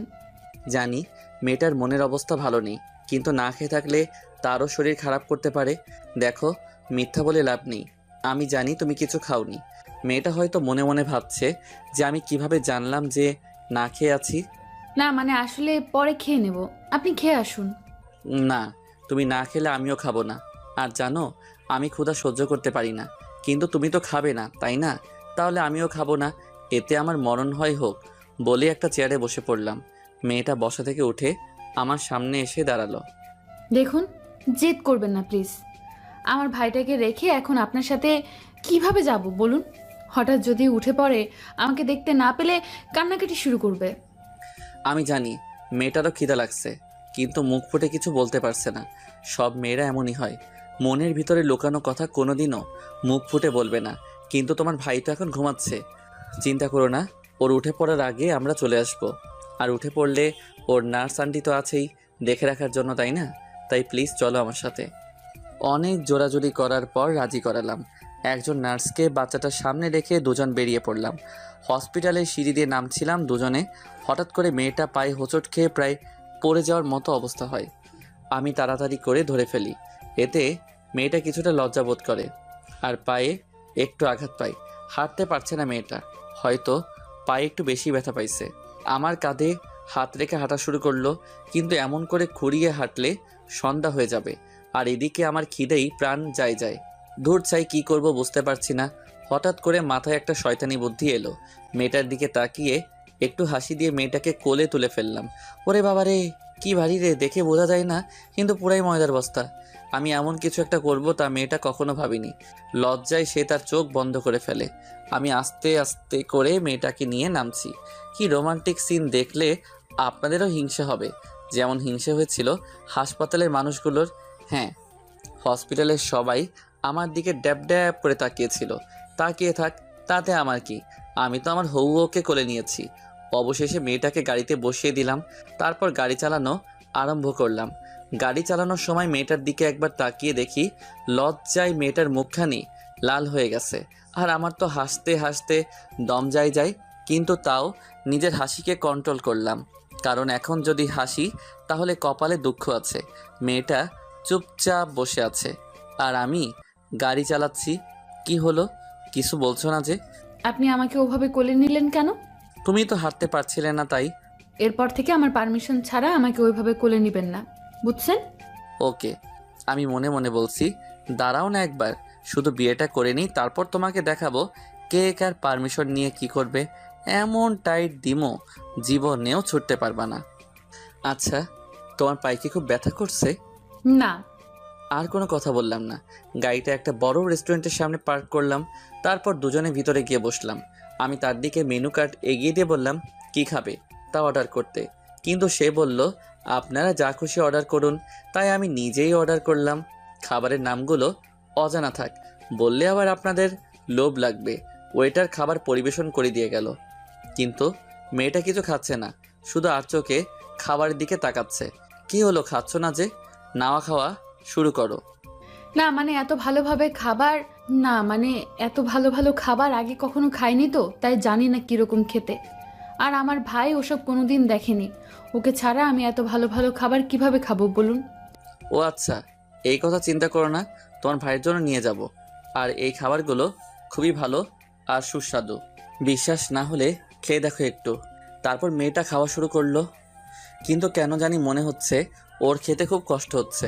মুহূর্তেই মনে পড়লো ওর তো হাত চাকা খাইছে, হয়তো এই জন্য খেতে কষ্ট হচ্ছে। আমার মনে কুবুদ্ধি ধরা দিল, মেয়েটাকে নিজের হাতে খাইয়ে দিবার। ভাবতে দেরি কিন্তু করতে দেরি করিনি। সঙ্গে সঙ্গে উঠে মেয়েটার পাশে গিয়ে বসলাম। মেয়েটা কিছুটা চমকে গেল। কি হলো, তোমার খেতে অসুবিধা হচ্ছে? তাও আমাকে বলতে পারছো না? না মানে আসলে হাতে একটু জ্বালা করছে। আচ্ছা, তোমার খেতে হবে না, আমি খাইয়ে দিচ্ছি। না ঠিক আছে, আমি খেতে পারবো। হ্যাঁ হ্যাঁ হয়েছে, জানি কেমন খেতে পারবে। চুপচাপ বসো এখানে, কোনো কথা বলবে না। মেয়েটা আর কোনো কথা বলল না। আমি খাবার প্লেট হাতে নিয়ে খাইয়ে দিতে শুরু করলাম। কিছুক্ষণ পর খেয়াল করলাম মেয়েটা কাঁদছে। কি হলো, কাঁদছে কেন? কিছুই বুঝলাম না। ঝাল লাগলো নি? এই কি হলো তোমার, কাঁদছো কেন? কই কিছু না তো। তাহলে কাঁদছো কেন? কই কোথায় কাচ্ছি? ওই এমনি চোখে কি জানি পড়লো। আমি কি বোকা নাকি নিজেকে চালাক ভাবো তুমি? সত্যি করে বলো কি হয়েছে? আসলে এইভাবে তুলে আমার মা বাবা খাইয়ে দিতেন তো, তাই আজকে আপনি খাইয়ে দিতেই ওনাদের কথা মনে পড়ে গেল। দূর পাগলি, খাওয়ার সময় এইভাবে কেউ কাঁদে নাকি? একদম কাঁদবে না। ওনারা সব সময় তোমার পাশে আছে, তোমাদের জন্য সব সময় দোয়া করে। আর তোমরা যদি এইভাবে ভেঙে পড়ো তাহলে যে ওনাদের আত্মা কষ্ট পাবে। হুম। আচ্ছা, এবার লক্ষ্মীমের মতো হা করো আর একদম কাঁদবে না। পুরো খাবারটা শেষ করতে হবে। তোমাকে আরো মোটু হতে হবে, কারণ আমি চিকন চাকন মেয়ে পছন্দ করি না, বুঝলা? কথাটা শুনেই মেয়েটার মুখের হাসির ঝলক দেখতে পেলাম। কি সুন্দর মায়াবী হাসি। বারবার এই হাসির ওপরে আমি ক্রাশ খাই। ওকে খাওয়ানোর পরে নিজেও খেয়ে নিলাম, তারপর বিল মিটিয়ে দিলাম। পরে আবার মন চাচ্ছিল মেয়েটাকে কোলে নেই, কিন্তু সে তো মানা করে দিছে, তাই নিতে পারলাম না। কিন্তু তাও আমার কাঁধে হাত রেখে আস্তে আস্তে হেঁটে হেঁটে গাড়ির ভিতরে গিয়ে বসলো। আমি গাড়ি চালাতে শুরু করলাম। মাঝপথে মেয়েটা বলল, ওই প্লিজ প্লিজ গাড়িটা থামান প্লিজ। কেন, কি হয়েছে? আহ, এত কথা না বলে থামান না। আর কোনো আপত্তি না করে মারলাম ব্রেক। ওই গাড়িটা একটু থামান প্লিজ। কেন, কি হলো? আহা, থামান না, এত কথা বলছেন কেন? আমি আর কোনো আপত্তি না করে মারলাম ব্রেক। গাড়িটা থেমে গেল। আমি আর মেয়েটা দুইজনেই গাড়ি থেকে নামলাম। এখন আবার কোথায় যাবে? ওই যে দেখেছেন, একটা রাস্তার ওই পাশে আর একটা মাঠ আর একটা পুকুর দেখা যাচ্ছে, ওইখানে একটু নিয়ে যাবেন প্লিজ। কেন? আসলে আমার পুকুর পাড়ে বসে থাকতে খুব ভালো লাগে, নিয়ে চলুন না প্লিজ। বেশিক্ষণ থাকবো না, একটু পর চলে আসবো। আমি আর কিছু না ভেবে মেয়েটাকে সাথে করে নিয়ে গেলাম পুকুর পাড়ে। সেখানে একটা খোলা জায়গায় দুজনে বসে পড়লাম। দুজনের মধ্যে নিস্তব্ধতা বিরাজমান, কেউ কারোর সাথে কথা বলছে না। মেয়েটা আপন মনে কিছুক্ষণ পুকুরের পানি দিকে তাকিয়ে রইল। ওইখানেই পাশে একটা ঝালমুড়িওয়ালা লোক ঝালমুড়ি বিক্রি করছিল। আমি তাকে জিজ্ঞেস করলাম ঝালমুড়ি খাবে কিনা। সে মাথা নাড়িয়ে হ্যাঁ সূচক জবাব দিল। পরে আমি ঝালমুড়ি এনে তার হাতে দিলাম। আমিও খেতে লাগলাম। ঝালমুড়ি খাওয়া শেষ, আর কিছুক্ষণ বসে রইলাম। আচ্ছা চলেন, এবার যাওয়া যাক। না, বসো, তোমার সাথে কিছু কথা আছে। জি বলুন। সত্যি করে একটা কথা বলবা? তুমি কি সত্যি আমাকে মন থেকে বিয়ে করতে রাজি হইছো নাকি? মেয়েটা আমার এমন প্রশ্ন করাতে কিছুটা আটকে উঠল। কি বলবে সে নিজেই জানে না। সত্যি কথা বলতে কি, আমি আপনাকে বিয়ে করতে চাইনি, কিন্তু আপনি আমাকে পুলিশে ধরিয়ে দেবার ভয় দেখিয়ে রাজি করিয়েছেন। আমি কি বলবো কিছুই বুঝতে পারছিলাম না, মাথাটা ঘুরাচ্ছে। সত্যি কি তুমি আমাকে পছন্দ করো না? না। আমাকে কি ভালোবাসা যায় না? কেন যাব না? আপনার মতো ছেলেকে আজকাল সব মেয়েরাই পছন্দ করে, সব মেয়েরাই আপনার মতো জীবনসঙ্গী চায়। তাহলে তুমি কেন আমাকে ভালোবাসতে পারবে না? জানি না, কিন্তু আমি আপনাকে বিয়ে করলেও মন থেকে হয়তো কোনোদিন স্বামী হিসেবে মেনে নিতে পারবো না, কারণ বিয়েটা আমার ইচ্ছার বিরুদ্ধে হয়েছে। থাক, আর বলতে হবে না। আমি আর কিছুই বলতে পারলাম না। বুকের ভেতরটা কেমন যেন ব্যথা অনুভব করলাম। যার জন্য এত কিছু করছি শুধুমাত্র তার ভালোবাসা পাবো বলে, কিন্তু সে, ছি, আমিও বোকা। হয়তো মেয়েটা অন্য কাউকে ভালোবাসে। কিছু না জেনে আমারও মেয়েটার মায়ায় পড়া উচিত হয়নি, কিন্তু এখন কি করব? বড্ড বেশি ভালোবেসে ফেলছি যে। কিভাবে ভুলবো আমি তাকে? হয়তো পারবো না। না, আর মেয়েটার কাছে থাকা ঠিক হবে না। ওর যত কাছে থাকবো তত ওর মায়ায় পড়ে যাবো। তার থেকে ভালো হবে ওর থেকে দূরে সরে যাওয়ার। এসব ভাবতে ভাবতেই চোখের কোণে নোনা জলগুলো বেরিয়ে আসছিল। ওকে বুঝতে না দিয়ে মাথাটা ঘুরিয়ে চোখের পানিটা মুছে ফেললাম। মনে মনে বলতে লাগলাম, খুব ভালোবাসি তোমাকে। হয়তো আজকে আমাদের শেষ দেখা। আর কিছু না বলে আমি উঠে হাঁটা শুরু করলাম। মেয়েটা অবাক হয়ে তাকিয়ে রইল, কারণ তাকে দেখে হাঁটা শুরু করছি।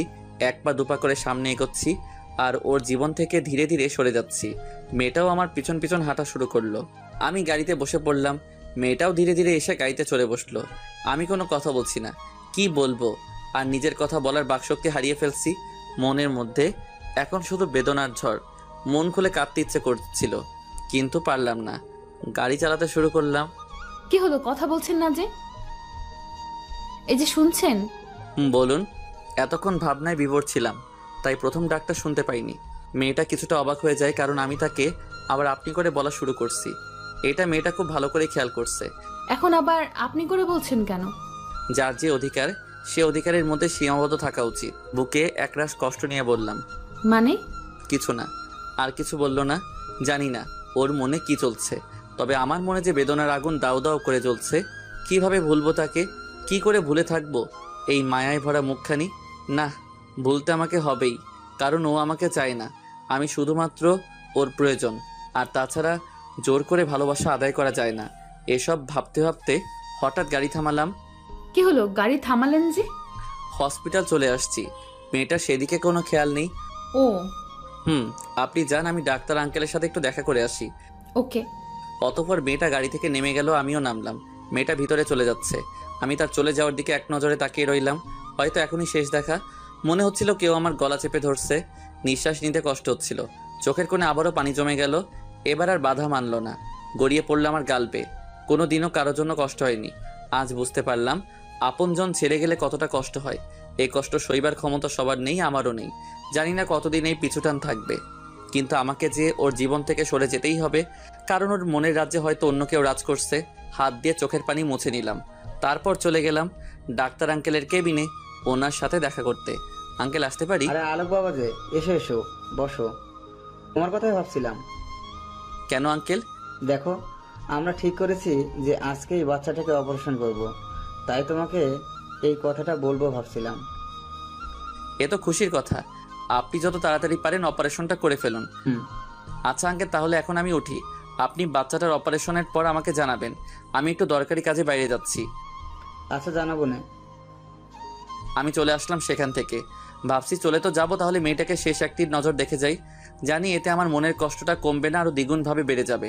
কিন্তু তাও মেয়েটাকে না দেখে থাকতে পারছি না। আর পারছি না এখানে থাকতে, শুধু কাঁদতে ইচ্ছে করছে। নিজের ভিতরে শূন্যতা কাজ করছে, কি জানি হারিয়ে ফেলছি। চোখের পানি বাধা মানছে না, কি করব কিছুই বুঝতে পারছি না। আমি রুমের দিকে এগোতে লাগলাম যেখানে মেয়েটা রয়েছে। মনের মধ্যে কেমন একটা উত্তেজনা কাজ করছে। অবশেষে দরজার সামনে এসে দাঁড়ালাম। দেখি মেয়েটার তার ভাইয়ের পাশে বসে আছে, আর ওর ভাইয়ের মাথায় হাত বুলিয়ে দিচ্ছে, আর পুচকুটা এখনো ঘুমাচ্ছে। ওকে দেখায় মনে হচ্ছে কতই না সুখে আছে। আমি একবার মেয়েটির দিকে এক নজরে তাকিয়ে রইলাম। প্রায় অনেকক্ষণ তাকিয়েছিলাম। দরজার সামনে দাঁড়িয়ে কি করব, ভেতরে গেলে যে আমি নিজের চোখের জলকে আটকাতে পারবো না, কারণ মনের মধ্যে এত কষ্ট জমেছে। সারা জীবন কাঁদলেও এর বিন্দুমাত্র কষ্ট কম হবে না। অবশেষে সেই সময় এলো। এখন বাচ্চাটার অপারেশন চলছে, আর মেয়েটা অপারেশন থিয়েটারের সামনে পায়চারি করছে আর কাঁদছে। বেশ বুঝতে পারছি খুব ভয় করছে ওর। সত্যি বলতে এখন আমার খুব ইচ্ছা করছে ওকে জড়িয়ে ধরে বলি, চিন্তা করো না, সব ঠিক হয়ে যাবে। কিন্তু সেইটা করার অধিকার নেই, ছিল না, আর কোনোদিনও থাকবে না। কিছুক্ষণ পর ডাক্তার আঙ্কেল রুম থেকে বেরিয়ে আসলেন। মেয়েটা ডাক্তার আঙ্কেলের সাথে কথা বলে দৌড়ে রুমের মধ্যে চলে গেল। মনে হয় বেঁচে গেছে, কারণ মেয়েটার মুখে হাসির ছাপ দেখতে পারছিলাম। কিন্তু দূর থেকে দাঁড়িয়ে কি বললেন ডাক্তার আঙ্কেল তা শুনতে পাইনি। বাচ্চাটার কি অবস্থা তা জানার জন্য ডাক্তার আঙ্কেলের কাছে ফোন দিলাম। যেহেতু আমাদের পারিবারিক ডাক্তার, তাই আগে থেকে নাম্বার আমার ফোনে সেভ করা ছিল। রিং হচ্ছে। ফোন রিসিভ করতেই আমি ডাক্তার আঙ্কেলকে সালাম দিলাম। তারপর উনি সালামের জবাব দিলেন। আঙ্কেল, কি অবস্থা? বাচ্চাটার এখন কেমন আছে? ডাক্তার আঙ্কেল বা মেয়েটার কেউই এখনো জানে না আমি হসপিটালে আছি। এখন বাচ্চাটা পুরোপুরি সুস্থ, তুমি চাইলে কালকে ওকে নিয়ে যেতে পারো। আমি খুব খুশি হয়ে ডাক্তার আঙ্কেলকে ধন্যবাদ জানালাম। অতঃপর আর একবার মেয়েটাকে দেখার জন্য রুমের দরজার সামনে গিয়ে দাঁড়ালাম। দেখি মেয়েটা বসে আছে, তার চোখে পানি। হয়তো অনেক ভয় পেয়েছিল, তাই কেঁদেছিল। আমি একটিবার মন ভরে দেখে বেরিয়ে আসলাম হসপিটাল থেকে। গাড়িতে বসে পড়লাম, আপন গতিতে গাড়ি চালাতে লাগলাম। মনের ভিতরে সব কষ্টগুলো চোখের অশ্রু হয়ে ঝরছে। চলে আসলাম বাড়িতে। বাড়িতে এসে বিছানায় মুখ লুকিয়ে চিৎকার করে কাঁদতে লাগলাম। ঘরের চার দেয়ালে আমার চিৎকার আর আর্তনাদের শব্দ ভেসে বেড়াচ্ছে। কাঁদতে কাঁদতে বিছানা থেকে উঠলাম, টেবিলে বসলাম, খাতা আর কলম নিয়ে একটা চিঠি লিখলাম। আর আলমারি থেকে কিছু টাকা বের করে নিলাম। চিঠিটা আর টাকাগুলো একসাথে একটা প্যাকেটে মুড়িয়ে নিলাম। তারপর আবার হসপিটালে যাওয়ার জন্য বেরিয়ে পড়লাম। হসপিটালে গিয়ে মেয়েটার রুমের সামনে দাঁড়িয়ে আছি, কিন্তু কি করব কিছুই বুঝতে পারছি না। আমি তো আর ওর সামনে যাব না, না কোনোদিন ওর সামনে আসবো না। ভালো থাকুক সে তার মনের মানুষকে নিয়ে, কিন্তু এই প্যাকেটটা কিভাবে ওর হাতে দেওয়া যায়? একটু পর দেখলাম একটা মেয়ে এদিকে আসছে, হয়তো নার্স হবে। আমি ওই মেয়েটার হাতে প্যাকেটটা দিয়ে বললাম ভিতরে বসে থাকা মেয়েটিকে দিতে। মেয়েটি তাই করলো। আমিও এসে একটা একটা করে সিগারেট খাওয়া শুরু করলাম। সিগারেটের ধোঁয়া আমার ভিতরে পুড়ে ছারখার হয়ে খাচ্ছে। এর আগেও তো সিগারেট খেয়েছি, কিন্তু কখনো এতটা জ্বালা করেনি যতটা আজকে করছে। সবগুলো সিগারেট শেষ করলাম। পরে মদের বোতলের মুখটাটা খুলে ঢকঢক করে পুরোটা মদ খেয়ে ফেললাম। তাতেও কেন জানি কোনো কাজ হচ্ছে না। মনের মধ্যে উথাল পাতাল করছে, চোখ গড়িয়ে নোনা জল পড়ছে। আমি চিৎকার করে বলছি, হে আল্লাহ, কেন এতটা কষ্ট দিচ্ছ আমায়? কি ক্ষতি করেছি আমি তোমার? তোমার কি একটু দয়া হয় না তোমার বান্দারের আর্তনাদ শুনে? এনে দাও ওকে আমার জীবনে ওকে ছাড়া যে আমি বাঁচবো না। ফিরিয়ে দাও। অবশেষে মাথা ঘুরিয়ে মেঝেতে পড়ে রইলাম। তারপর আর কিছু মনে নেই। আর ওইদিকে মেয়েটার হাতে চিঠিটা দেওয়ার পর ভাবছে কে দিয়েছে চিঠিটা, কারণ আমি নার্সকে মানা করে দিয়েছি আমার কথা না বলতে। মেয়েটা চিঠিটা খুলে পড়তে শুরু করলো। ডিয়ার অজানা ভালোবাসা, জানি না কি মায়ায় পড়েছি আমি। তোমাকে না দেখে এক মুহূর্ত থাকতে পারছি না। প্রথম যেদিন রাতে তোমার সাথে আমার দেখা, তখন তোমাকে দেখার একটা কৌতূহল ছিল, আর দেখার পর সেই কৌতূহলটা ভালোবাসার রূপ নিল, যাকে বলে লাভ অ্যাট ফার্স্ট সাইট। সেই জন্য তোমাকে নিজের করে পেতে চেয়েছিলাম, কারণ এর আগে কোনোদিনও কোনো মেয়েকে এতটা কাছ থেকে দেখিনি যতটা তোমাকে দেখছি। সত্যি বলছি, তোমার ওই কাজল কালো মায়াবী চোখ আর ঠোঁটের মাতাল করা হাসি আমি না দেখে থাকতে পারবো না। এই 2 দিনে তোমাকে নিজের থেকেও বেশি ভালোবেসে ফেলছি। কিন্তু কথায় আছে না, অতি সুখ কপালে সয় না। আমারও ঠিক তাই হয়েছে। কোনোদিন কোনো কিছুর অভাব হয়নি। না চাইতে সবকিছু পেয়ে গেছি। শুধু পাইনি কারো ভালোবাসা। তোমাকে ভালোবেসেছিলাম। ভেবেছিলাম তোমার ভাইয়ের অপারেশনের পর বিয়ে করে সুখে সংসার করব, কিন্তু তা আর হয়ে উঠলো না। তুমি তো আমাকে কোনোদিন তোমার স্বামী হিসেবে মেনে নিবে না, তাই চলে যাচ্ছি সে অচেনা অজানা পথে যেখানে দেখা পেয়েছিলাম তোমার। ভালো থেকো, নিজের খেয়াল রেখো, আর ওই পুচকুটারও খেয়াল রাখবা, কেমন? আর হ্যাঁ, কিছু টাকা দিয়ে দিলাম, দয়া করে ফেলে দিও না, তাহলে খুব কষ্ট পাবো।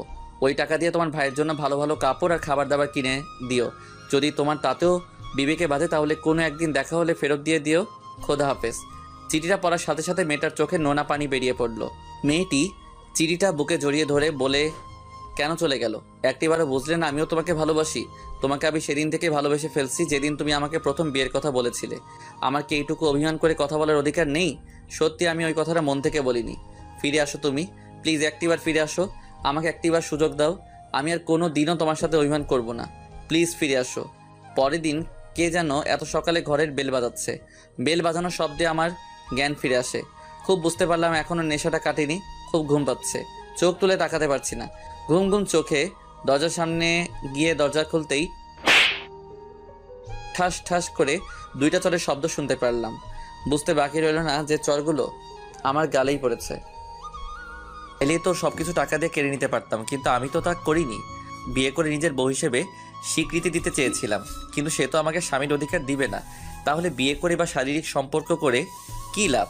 অল্প কিছুক্ষণের সুখের জন্য মেয়েটার সবচেয়ে মূল্যবান জিনিসটি ধ্বংস করে লাভ কি? তার থেকে ভালো ওকে ওর মতো থাকতে দেই। কোনো একদিন হয়তো বুঝতে পারবে আমি ছাড়া আর কেউ তাকে তার নিজের থেকে বেশি ভালোবাসতে পারবে না। এইসব ভাবতে ভাবতে 2 চোখের কোণায় অশ্রু জমে গেল। খানিকক্ষণ পর সেগুলো গালপে টপ টপ করে পড়তে লাগলো। জীবনটা কত আজব, তাই না? যাকে সব থেকে বেশি আপন ভেবেছিলাম আর যার জন্য আমি পাগল ছিলাম, সেই মেয়েটি আজকে আমাকে পর করে দিছে। যাক, সে ভালো থাকুক, এটাই আমি চাই। হঠাৎ মাথাটা যেন কেমন জানি ঘোরাচ্ছে। কিছু দেখতে পারছি না কেন, আর চারদিকে এত অন্ধকার কেন? আস্তে আস্তে সব কিছু অন্ধকার হারিয়ে গেল। আমি ঘুমিয়ে গেলাম হঠাৎ। তাই ঘুমন্ত মানুষকে প্রায় মৃত ব্যক্তির ন্যায় বলা হয়ে থাকে। এইদিকে মেয়েটির চিঠিটা বুকে জড়িয়ে ধরে কান্নায় ভেঙে পড়ল, আর এইদিকে আমি নিজেকে নেশায় মাতিয়ে তুলেছি, যে নেশা আমাকে সম্পূর্ণভাবে গ্রাস করে ফেলেছে। চোখে চোখে সব কিছু ঝাপসা দেখছি। মনের মধ্যে শুধু বারবার ওই মেয়েটার মুখ। চোখ বন্ধ করলেই তাকে দেখি। এত ভালোবাসার পরও আমি তাকে পাবো না, কারণ সে আমাকে চায় না। পরের দিন, উফ, এটা কিসের আওয়াজ? কানের 12টা বেজে গেল। বুঝতে পারলাম কেউ দরজায় কড়া নাড়ছে, কিন্তু এত সকালে আবার কে এলো? আব্বু তো দেশে নেই। তাহলে কি ওনার কোনো চেনা পরিচয় লোক নাকি অন্য কেউ? ধুর, ঘুমের 12টা বেজে গেল। যাই দেখি কে এই মহান ব্যক্তি যে এই 7 সকালে আমার ঘুম ভাঙাতে কলিং বেলের সাথে যুদ্ধ করছে। আর এদিকে কলিং বেলটা বারবার বেজেই চলেছে। আরে আসছি রে বাবা, এবার থাম, বেলটা নষ্ট করে ফেলবি নাকি? অতপর আমি আস্তে আস্তে হেঁটে দরজার সামনে গিয়ে দাঁড়ালাম। অতপর দরজাটা খোলার জন্য রেডি হয়েছি। দরজাটা খোলার সাথে সাথে ঠাস ঠাস করে 2টা চরের শব্দ শুনতে পারলাম। কানের নিচে হালকা হালকা ব্যথা লাগছে কেন? তাহলে কি চর 2টা আমার গালেই পড়ছে? হ্যাঁ, তাই তো, আমার গালেই পড়ছে। কিন্তু মারলো কে? কার এত বড় সাহস আমাকে আমার বাড়িতে এসে মারে? কিছু বুঝে ওঠার আগেই ঠাস করে আর একটা পড়লো। নিজেকে সামলাতে পারিনি, মেঝেতে পড়ে রইলাম। তারপর কি হয়েছে কিছু মনে নেই। অনেকক্ষণ পর চোখ করে নিজেকে বিছানায় আবিষ্কার করলাম। এ কি, আমি তো আমার রুমে, কিন্তু এখানে এলাম কিভাবে? ঘড়ির দিকে তাকিয়ে দেখি দুপুর হয়ে গেছে। মাথাটাও কেমন যেন ব্যথা করছে। কি হয়েছিল? ধীরে ধীরে সব মনে পড়ল। কে আমাকে চর মারলো? কার এত বড় সাহস যে আমাকে চর মারে? চেঁচিয়ে বললাম। হঠাৎ পাশে থেকে একটা কথা সুর ভেসে আসলো। কথাটি ছিল, আমি মেরেছি। কথাটি শুনে পাশে তাকাতেই আমার চোখ কপালে উঠে গেল। নিজের চোখকে বিশ্বাস করতে পারছি না। সত্যি দেখছি নাকি স্বপ্ন? শিওর হওয়ার জন্য চিমটি কাটলাম নিজের হাতে। আউচ, না, সত্যি দেখছি। পাশে দাঁড়িয়ে আছে আমার বোরকাওয়ালি থুক্কু। আমার না কার তাও জানি না। যারই হোক, কিন্তু ও এখানে কিভাবে এলো? আমার বাসায় তো ওকে আগে কখনো নিয়ে আসিনি, তাহলে বাড়ির খোঁজ পেল কিভাবে? কয়েক মুহূর্তের জন্য বাকশক্তি হারিয়ে ফেলি। একটা ঘোরের মধ্যে নিজেকে স্থাপন করি। মেয়েটার গলার আওয়াজ শুনেই ঘোর কেটে গেল। কি হলো? কি ভাবছো? আমি তো থ মেরে গেলাম। এই কয়দিন আপনি করে ছাড়া কথা বলে নাই, আর এখন ডিরেক্ট তুমিতে নেমে গেছে। কিছু না, আপনি এখানে কিভাবে? আমি আসবো না তো কে আসবে শুনি? অন্য কেউ আছে নাকি? কি বলছেন এসব? দেখুন, আবোল তাবোল বকবেন না।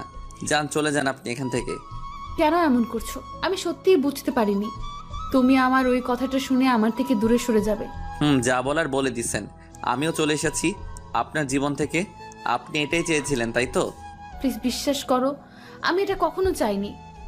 আমিও যে তোমাকে ভালোবাসি। ভালোবাসেন আপনি আর আমাকে? How funny. আপনার কাছে ভালোবাসা একটা খেলনা হতে পারে, আমার কাছে না। তাই হাত জোর করে মিনতি করছি, প্লিজ চলে যান। মেয়েটার চোখের দিকে তাকিয়ে দেখি চোখ লাল হয়ে গেছে। কেন তা এখনো অজানা। আর দেখি চোখ বেয়ে নোনা পানি ঝরছে। সত্যি বলছি, বিশ্বাস করো, তখন ওই কথাটা আমি তোমার উপর অভিমান করে বলেছিলাম। কারণ সেদিন তুমি আমাকে ওইভাবে সবার সামনে কোলে তুলে নিয়েছিলে। ও, এখন বুঝছি মহারানী, এই জন্য এমন একটু কথা শুনিয়েছিল। দাঁড়াও, দেখাচ্ছি মজা। যে কারণেই বলেছিলেন তাতে আমার কি, আমি এখন অন্য কাউকে ভালোবাসি। এখন আপনি আসতে পারেন। কথাটি শোনার সাথে সাথে মেয়েটি হাউমাউ করে কেঁদে দিল। প্লিজ আমাকে মাফ করে দাও, আর কোনো দিনও এমনটি হবে না। শেষবারের মতো একটা সুযোগ দাও, আর কোনোদিনও তোমাকে কষ্ট পেতে দেব না। সরি, অনেক দেরি হয়ে গেছে। এখন আপনি আসতে পারেন। মেয়েটি এক পর্যায়ে আমার পা জড়িয়ে ধরে কেঁদে ফেলল। প্লিজ আমাকে মাফ করে দাও। আমাকে যা শাস্তি দিবে তাই মাথা পেতে নিব, তবু আমাকে একটি বার সুযোগ দাও। যা বলবে তাই করব, কিন্তু আমাকে এইভাবে দূরে ঠেলে দিও না। আমি যে তোমাকে বড্ড বেশি ভালোবাসি, বিশ্বাস করো। কথাটি শোনার পর বুকের ভেতরটা কেমন জানি দুমড়ে মুচড়ে গেল। না, আর বাড়াবাড়ি করা ঠিক হবে না। এতে ওর শরীরের ক্ষতি হতে পারে। একদিনেই চেহারার কি হাল করেছে। না থাক, আর অভিনয় করতে হবে না। এই কি করছো? উঠো বলছি, পাছাড়ো। না, ছাড়বো না। প্লিজ আমাকে মাফ করে দাও। দরকার হলে আমি সারা জীবন তোমার চাকরানি হয়ে থাকবো, তবু আমাকে তাড়িয়ে দিও না। কথাটা শুনে ভীষণ রাগ উঠল। চাকরানি করার জন্য কি ভালোবেসেছি নাকি? আবাল মাইয়া। ওই ওট বলছি, পাছাড় আমার, না হলে এক্ষুনি ঘাট ধাক্কা দিয়ে বাড়ি থেকে বের করে দিব। কথাটা শুনে মেয়েটা আরো জোরে কাঁদতে লাগলো। আমি তাকে উঠিয়ে নিলাম। মাথা নিচু করে দাঁড়িয়ে আছে আর ফুপিয়ে ফুপিয়ে কাঁদছে। পাগলি একটা, তোর উপর কি আমি রাগ করে থাকতে পারি বল? আর কোনোদিনও ওইসব কথা বলবি না, কেমন? মেয়েটি আমাকে সঙ্গে সঙ্গে জড়িয়ে ধরে। বেশ শক্ত করে জড়িয়ে ধরছে দেখছি। জড়িয়ে ধরেই কাঁদছে পাগলিটা। বিশ্বাস করো, ওই কথাটা অভিমান করে বলেছিলাম। যদি জানতাম তুমি কষ্ট পাবে তাহলে ওই কথাটা কোনোদিনও বলতামই না। তুমি আমাকে মাফ করে দাও প্লিজ, আর কোনো দিন এইসব বলবো না। মাফ করতে পারি, তার আগে কিছু কথা আছে। আমাকে মারলা কেন? আরো শক্ত করে জড়িয়ে ধরছে। এমন মনে হচ্ছে যেন কেউ আমাকে ওর কাছ থেকে দূরে সরিয়ে নিয়ে যেতে চাচ্ছে, কিন্তু ওর সবটুকু শক্তি দিয়ে আগলে রাখার চেষ্টা করছে। আমাকে ছেড়ে চলে এসেছিলে কেন জানো? কালকে সারা রাত ঘুমাইনি তোমার কথা ভেবে কাঁদছি।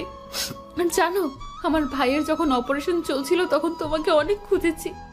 আমার তখন অনেক ভয় করছিল। তোমাকে পাশে আশা করেছিলাম, কিন্তু তুমি কোথাও ছিলে না। কেন চলে গিয়েছিলা জানো? কত ভয় পাইছি। এর জন্য কি 3টা চর মারার দরকার ছিল? বেশ করেছি।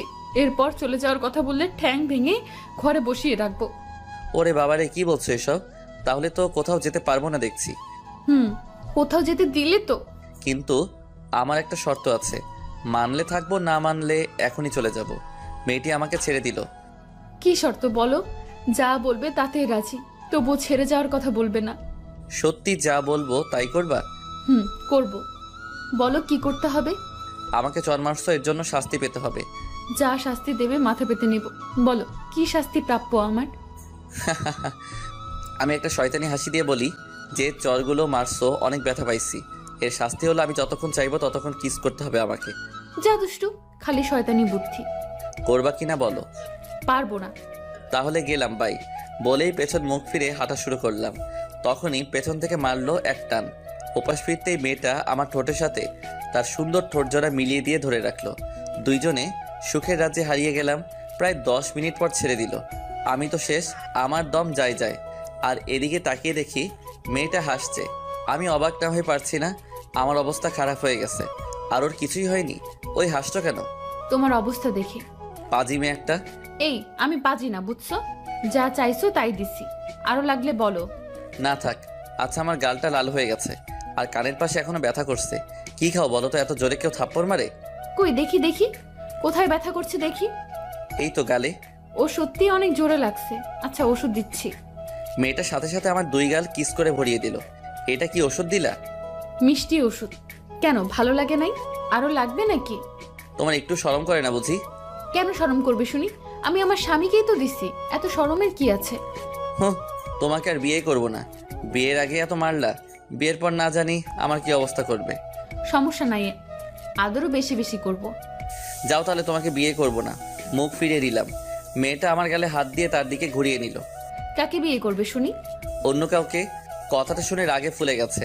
অন্য কাউকে মানে কাকে? নাম কি তার? কোথায় থাকে? তোমাকে বলবো কেন? কাকে বলবি শুনি? কাউকে না। মারলো এক চর। বলেন তো এইভাবে চর খেলে কতদিন আর সংসার করা যাবে? না, এই মেয়েকে দেখছি বিয়ে করা যাবে না। অন্য মেয়ের কথা মুখে কেন? তোর মাথায় আসলো তোর মাথা কেটে ফেলে দিব।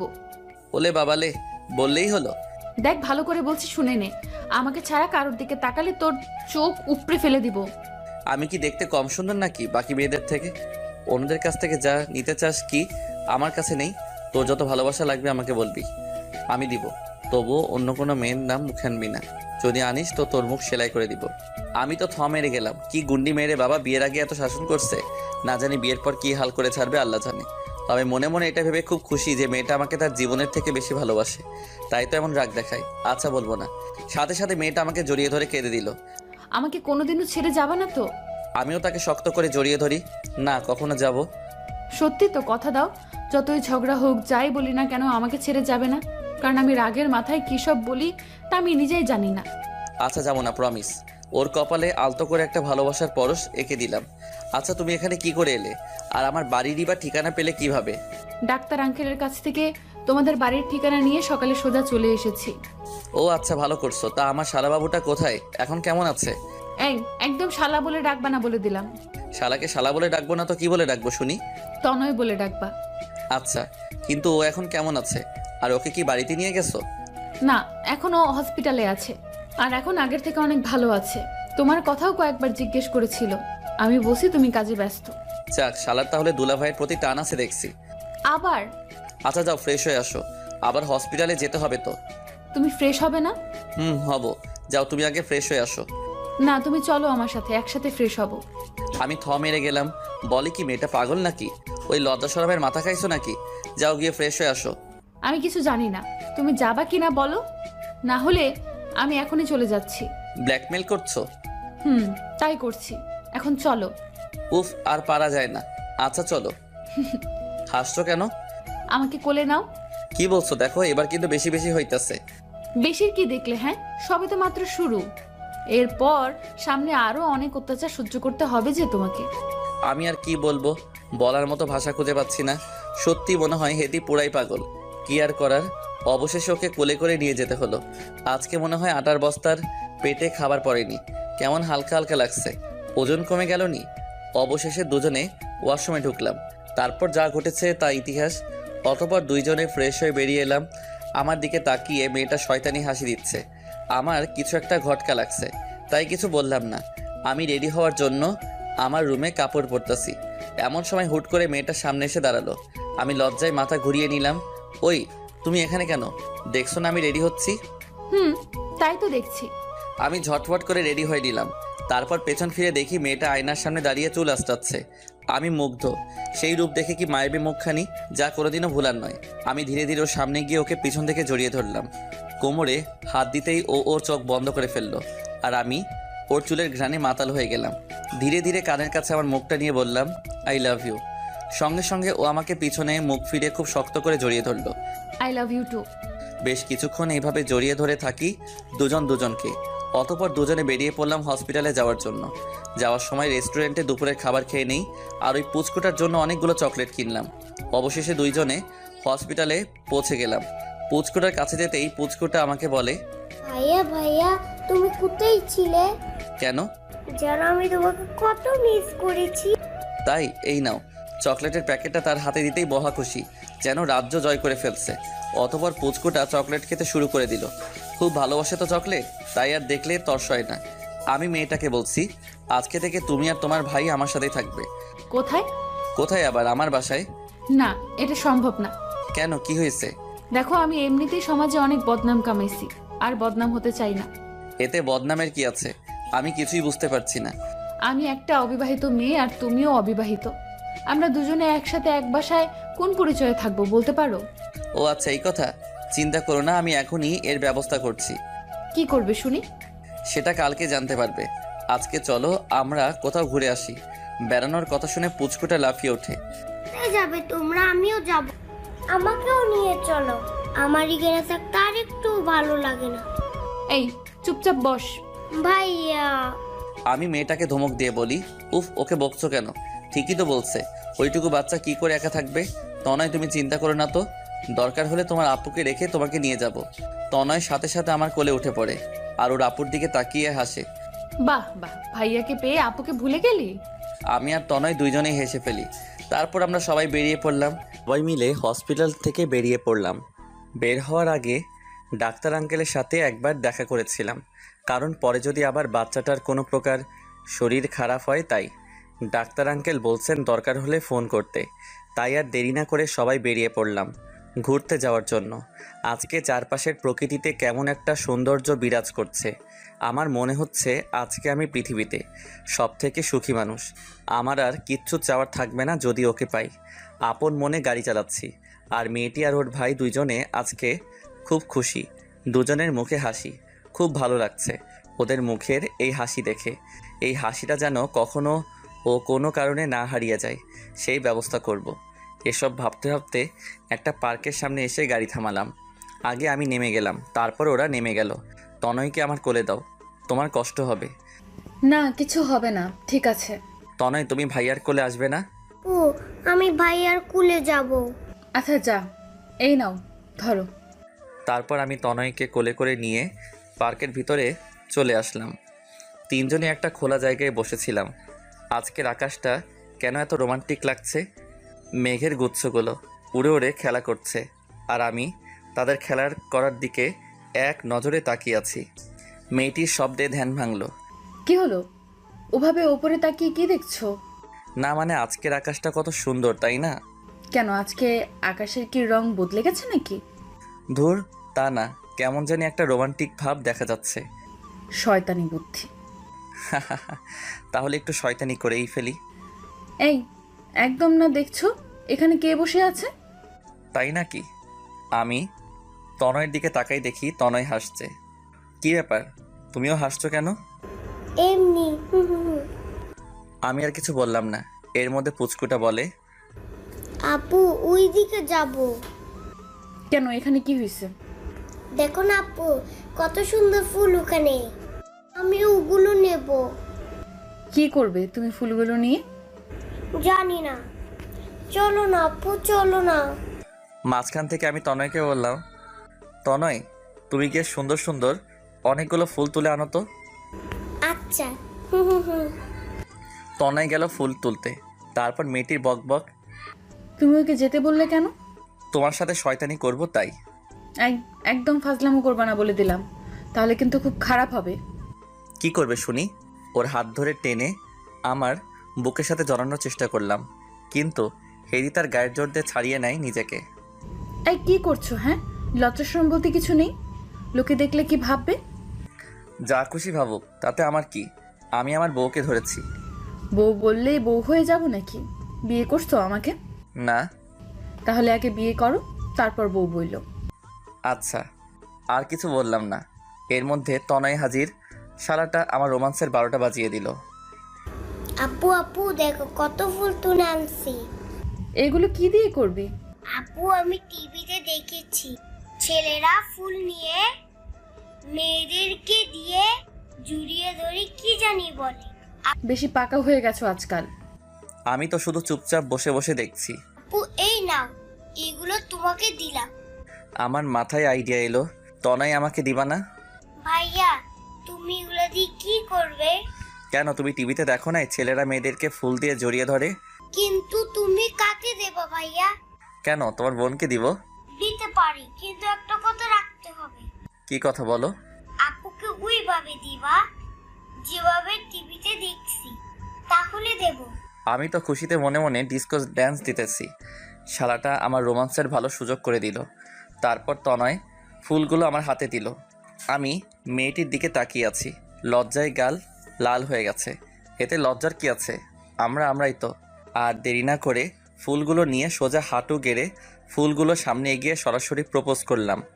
এতে মেয়েটা লজ্জায় মাথাটা নিচু করে ফেলে, কোনো কথা বলছে না। কি হলো, কথা বলছো না যে? ও বুঝেছি, তুমি আমাকে ভালোবাসো না তাই না? আচ্ছা চলে যাচ্ছি বলেই হাঁটা শুরু করলাম। আরে কই যাও? ওই ওই দাঁড়াও বলছি। আমার হাত টেনে ধরে টান মেরে আবার পিছন মুখ ঘুরিয়ে নিল। ছাড়ো তো। ওরে বাবালে, সাহেব দেখি রাগ করছে। দেখো তনয়, তুমি না বললে তখন ভাইয়াকে আমাকে যাতে জড়িয়ে ধরে, কই ধরলো না তো, আরো উল্টো রাগ দেখিয়ে চলে যেতে চাচ্ছে। ভাইয়া, তুমি তোমার কথা রাখবে না? না হলে কিন্তু আর তোমার সাথে ঘুরতে আসবো না। আপুকে জড়িয়ে ধরো বলছি। আমি তো পুরাই টাসকি। আর কিছু না বলে সাথে সাথে মেয়েটিকে জড়িয়ে ধরলাম। কি মজা ভাইয়া আপুকে জড়িয়ে ধরেছে। আমরা দুজনেই চুপ করে আছি। কিছুক্ষণ পর মেয়েটা বলল, এবার ছাড়ো। না। উফ, কেউ দেখে ফেলবে তো। ছাড়ো বলছি, ছাড়ো। দেখুক। কিছুক্ষণ পর ছেড়ে দেই। কিছু খাবে নাকি এখানে এইভাবে থাকবে? না, আমি কিচ্ছু খাবো না। তনয়, তুমি কিছু খাবে? চকলেট খাবো। চলো। অবশেষে সবাই একটা দোকানের সামনে গেলাম। তনয়কে চকলেট কিনে দিলাম। তারপর আমি বললাম, তুমি ওকে নিয়ে একটু দাঁড়াও, আমি একটা ফোন করে আসছি। আচ্ছা। তারপর আমি ফোন করতে একটু সাইডে চলে গেলাম। আর মেয়েটা আর তনয় দুজনেই দাঁড়িয়ে রইল। আমি ফোন করলাম আমার সব বন্ধুদের। সবাইকে কালকে সকালে আমার বাসায় আসতে বললাম। তারা জিজ্ঞেস করেছিল কেন। আমি তাদের বলেছি আমি একটি মেয়েকে ভালোবাসি আর তাকে কালকে বিয়ে করতে চাই। তারা সবাই খুব খুশি। তারা বলে কালকে সকালে ঠিক টাইমে পৌঁছে যাবে। চলো। কোথায়? চলো তো, এত কথা বলো কেন? মেয়েটি আর কিছু না বলে হাঁটা শুরু করলো আমার সাথে। আর পুচকুটা চকলেট খাচ্ছে মনের সুখে। তারপর সবাই গাড়িতে চড়ে বসলাম। আমি গাড়ি চালাচ্ছি। কিছু দূর গিয়ে একটা শপিং কমপ্লেক্সের সামনে গাড়ি দাঁড় করালাম। তারপর সবাই মিলে ভিতরে গেলাম। কি হলো, এখানে নিয়ে আসলে কেন? শপিং করব তাই। কি কিনবে তুমি? দেখতে থাকো। তারপর আমি আমার জন্য একটা পাঞ্জাবির সেট কিনলাম। মেয়েটির জন্য এক সেট শাড়ি কিনলাম। একটা নীল শাড়ি কিনলাম, যেটা আমার সব থেকে প্রিয় রং। মেয়েটি শুধু তাকিয়ে তাকিয়ে দেখছে, কিছু বলল না। তারপর অনেক ঘোরাঘুরি করলাম। তো অনেক ঘুমিয়ে পড়ছে। ওর আপুর কোলে আমি গাড়ি চালাচ্ছি। একটু পর দেখি মেয়েটাও চোখ বন্ধ করে ফেলছে। সারাদিন অনেক ঘোরাঘুরি করছে, তাই হয়তো ঘুমিয়ে পড়ছে। যাই, ওদের আমার বাসায় নিয়ে যাই। ঘুমিয়ে আছে, ঘুমিয়ে থাক। জেগে থাকলে কোনোদিন আমার সাথে আমার বাড়িতে যেত না। তারপর চলে আসলাম আমার বাড়িতে। দারোয়ান কাকা গেট খুলে দিল। আমি গাড়ি থেকে নেমে দারোয়ান কাকাকে বলে দিলাম কালকে সকালে আমার বন্ধুরা আসবে, তাদের ভিতরে পাঠিয়ে দিতে। আচ্ছা। তারপর আমি আগে তনয়কে ভিতরে আমার রুমে নিয়ে গিয়ে শুইয়ে দিয়ে আসি। এসে তারপর মেয়েটাকে ভিতরে নেওয়ার জন্য কোলে তুলে নিলাম। তার ঘুমন্ত চেহারা দেখে আমি বারবার তারপর ক্রাশ খাই। সত্যি খুব মায়াবী চেহারা। এই মুখটা না দেখে একদিনও থাকা আমার জন্য অনেক কষ্টকর। এই মায়াবতীকে সারা জীবন আমার পাশে চাই। কালকেই সারা জীবনের জন্য ওকে আপন করে নিব। মেয়েটাকে রুমে এনে শুইয়ে দিলাম। আর ওর কপালে আলতো করে একটা ভালোবাসার পরশ এঁকে দিলাম। ওখানেই পাশে একটা চেয়ার নিয়ে বসে ওর হাত ধরে রেখেছি। মনে মনে ভাবছি, তোমার জীবনের সব কষ্টকে আমি আমার নিজের করে নিতে চাই। আর কোনোদিনও তোমাকে কাঁদতে হবে না। তোমার পাশে মরার শেষ মুহূর্ত পর্যন্ত থাকবো। যতই যাই হোক, কোনোদিনও তোমাকে ছেড়ে দিব না। তোমার এই হাতটি খুব শক্ত করে জড়িয়ে ধরে থাকবো সারা জীবন। আপন মনেই এসব কথা ভেবে নিজেকে খুব সুখী মনে হচ্ছে। একটু পরে মনে পড়ল কেউ তো এখনো রাতের খাবার খায়নি। ওকে কি ঘুম থেকে ডেকে তুলবো? না থাক, এখন একটু ঘুমাক। সারাদিন অনেক ধকল গেছে। আমি বরং যাই, গিয়ে দেখি কিচেনে কিছু পাই কিনা। মেয়েটির গায়ে চাদর দিয়ে ঢেকে দিয়ে কিচেনে চলে আসলাম। ঘরে আগে থেকে রান্না করা খাবার ফ্রিজে ছিল, শুধু গরম করতে হবে। কিন্তু ভাত নেই, তাই আর দেরি না করে ভাত বসিয়ে দিলাম। তারপর ফ্রিজ থেকে তরকারির বাটিটা বের করেই পিছন ফিরে তাকিয়ে আমি রীতিমতো চমকে উঠলাম। দেখি মেয়েটা আমার সামনে দাঁড়িয়ে আছে। তুমি কখন উঠলে? এই মাত্র। কিন্তু তুমি আমাকে এখানে নিয়ে আসলে কেন? তো কোথায় নিয়ে যেতাম? কেন, আমি যেই বাসায় থাকি সেখানে নিয়ে যেতে। কেন, এখানে কি প্রবলেম? প্রবলেম আমার নেই, প্রবলেম সমাজের। লোকে জানতে পারলে কি ভাববে একবার ভেবে দেখেছো? যা খুশি ভাবুক, তাতে আমার কি? তোমার কিছু না, কিন্তু আমার অনেক কিছু। আমি এখানে থাকতে পারবো না। কথাটা শুনে খুবই কষ্ট পেলাম, খুব খারাপ লাগছে। আমি কি এতই খারাপ যে আমার সাথে বিয়ের আগে এক বাসায় এক ছাদের নিচে থাকা যায় না? আর কথা বাড়াবো না, থাকতে যখন চাই না তখন আর কি করার। আমি তরকারির বাটিটা টেবিলের উপর রেখে ওকে পাশ কাটিয়ে কোনো কথা না বলে চলে আসলাম আমার রুমে। বুকের মধ্যে কেমন যেন একটা টান টান ভাব দেখা যাচ্ছে। যাই হোক, রুমে এসে তনয়কে কোলে নিয়ে বের হলাম। মেয়েটির সামনে গিয়ে দাঁড়িয়ে বললাম, চলো তোমাদের দিয়ে। কথাটা বলার সময় গলাটা আটকে যাচ্ছিল, কেউ যেন একজন গলা চেপে ধরেছিল, এমনটা মনে হয়েছে। মেয়েটি আমার দিকে অবাক দৃষ্টিতে তাকিয়ে রয়েছে। আমি আর কথা না বাড়িয়ে সোজা হাঁটা শুরু করলাম। বাড়ি থেকে বের হয়ে গাড়ির সামনে গিয়ে দাঁড়িয়ে রইলাম। খানিকক্ষণ বাদে মেয়েটা এলো। তনয়কে আমার কোলে দাও। ওকে। তনয়কে মেয়েটির কোলে দিয়ে আমি গাড়িতে বসে পড়লাম। কিন্তু অবাক করা ব্যাপার হলো, মেয়েটি গাড়িতে বসেনি, দাঁড়িয়ে রয়েছে। আমি গাড়ির জানালা দিয়ে বললাম, কি হলো, বসো। তাড়াতাড়ি যেতে হবে তো। কই যাব? কই যাবা মানে? একটু আগেই না বললা তোমার বাসায় যাবা? এটাই আমার বাসা, আমি এখানেই থাকবো। চলো ভেতরে চলো। না, এখানে থাকতে পারবে না। এখানে থাকলে লোকে জানলে খারাপ কথা বলা বলি করবে। তার থেকে ভালো তোমাকে তোমার বাড়িতেই রেখে আসি। আমি জানি তুমি রাগ করে কথাগুলো বলতেছো। এতে রাগ করার কি আছে? তুমি তোমার বাসায় যেতে চাচ্ছ, তাই তোমাকে দিয়ে আসতে হবে তো। আচ্ছা সরি, আমার ভুল হয়ে গেছে। এখন চলো তো। গাড়িতে বসো, তোমাকে বাসায় দিয়ে আসতে আসতে অনেক রাত হয়ে যাবে। না, আমি কোথাও যাব না, এখানেই থাকবো। এটা আমার শ্বশুর বাড়ি, তার মানে এটা আমারও বাড়ি। চলো এখন ভেতরে চলো। চুপচাপ গাড়িতে বসো। মেয়েটা ধমক খেয়ে কান্না করা আরম্ভ করে দিল। তোর চাই, কিছু বললেই শুধু কাঁদে। হেতির চোখ নাকি অন্য কিছু, একটু পর পর পানি বেয়ে পড়ে। তুমি ভালো না, তুমি পচা, তুমি খালি আমাকে বকো। আমি বুঝেছি তুমি আমাকে ভালোবাসো না। আমার আর কিছু বলার নেই।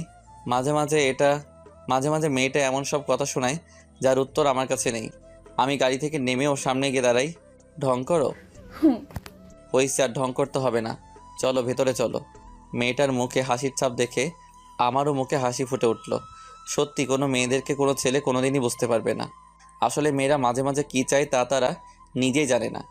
এই নাও, তোমার ভাইকে কোলে নাও। এই তনয় আমার ভাই না, আমার শালা। মায়ের খাবা কিন্তু ওইটা বললে। আমি তনয়কে কোলে নিতে নিতে জিজ্ঞেস করলাম, কেন? এমনি। আচ্ছা চলো ভেতরে চলো তো, আমার খুব ক্ষুধা লাগছে। তাড়াতাড়ি চলো না প্লিজ। আচ্ছা চলো। তারপর দুজনে ভিতরে চলে আসলাম। আবার আমি তনয়কে আমার রুমে শুইয়ে দিয়ে আসলাম, আর মেয়েটা চলে গেল কিচেনে। আমি গিয়ে দাঁড়িয়ে দাঁড়িয়ে দেখছি ওকে এক নজরে, চোখের পলকও পড়তে চায় না। একেবারে পুরা নতুন বইয়ের মতো লাগছে। মেয়েটির আমার দিকে চোখ পড়ল। এই কি দেখছো এভাবে? তোমাকে আগে দেখোনি বুঝি? দেখেছি, আর যতবারই দেখছি তোমাকে ততবারই তোমার প্রেমে পড়ে গেছি। ওলে বাবা লে, তাই নাকি? জি তাই। মনে থাকে যেন, আমি ছাড়া অন্য কারো প্রেমে পড়লে আগে তোমাকে মারবো, তারপর যার প্রেমে পড়বে তাকে খুন করে নিজেও গলায় দড়ি দিয়ে মরে যাব। ওই কি বলিস এসব? অন্য কারো প্রেমে পড়বো কেন তুই থাকতে? শোন, আমি বাকি সবার থেকে আলাদা। আমি এক নারীতে সন্তুষ্ট পুরুষ, বুঝলি? বুঝছি। যাও এখন গিয়ে টেবিলে বসো, আমি রান্নাটা শেষ করে আসছি। এই শোনো। কি? আমি আস্তে আস্তে হেঁটে ওর সামনে যাচ্ছি। এই সামনে আসছো কেন? মতলবটা কি? হ্যাঁ এই দেখো, একদম দুষ্টুমি করার চেষ্টা করবা না বলে দিলাম, তাহলে কিন্তু। কিন্তু কি কি করবে শুনি? পালিয়ে যাব। চেষ্টা করতে পারো। না প্লিজ, এখন এমন করো না প্লিজ। আমি সাথে সাথে ওর হাত ধরে টেনে আমার বুকের মধ্যে জড়িয়ে নিলাম। সঙ্গে সঙ্গে মেয়েটি তার চোখ বন্ধ করে ফেললো। বুঝতে পারছি খুব লজ্জা পেয়েছে। এমন একটা লজ্জাবতী রাঙা বউ কে না চায়? সবাই চায় যেন তার প্রিয় মানুষটি তাকে নিজের থেকে বেশি ভালোবাসে। এমন সৌভাগ্য আর কজনের হয়? আজকে নিজেকে খুবই ভাগ্যবান মনে হচ্ছে। অনেকক্ষণ জড়িয়ে ধরে থাকার পর মেয়েটির শব্দে ধ্যান ভেঙে গেল।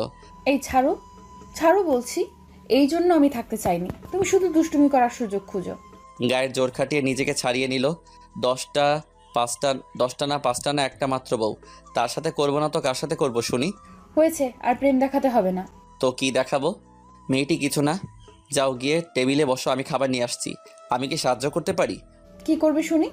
যেন কোনো কিছু। আচ্ছা। ও হয়তো ভাবছে অন্য কিছু, কিন্তু আমি তো মনে মনে অন্য কিছু ভাবছি। কি ভাবছি তা দেখতে পাবেন।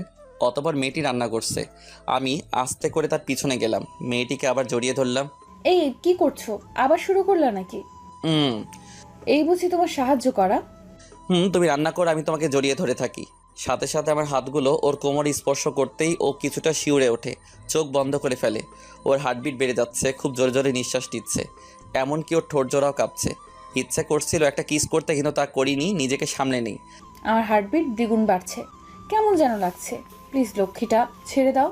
আমার আর বুঝতে বাকি রইল না, ও পুরোপুরি আমার নেশায় ডুবে যাবে যদি বেশিক্ষণ জড়িয়ে ধরে থাকি। তাই আমিও নিজেকে কন্ট্রোল করে রাখলাম, ছেড়ে দিলাম ওকে। মেয়েটি লজ্জায় মাথা তুলতে পারছে না। মন ভরছে? এখন যাও, গিয়ে টেবিলে বসো। আর যদি দুষ্টুমি করার চেষ্টা করো তাহলে কিন্তু এই খুন্তি দিয়ে ছ্যাঁকা দেবো।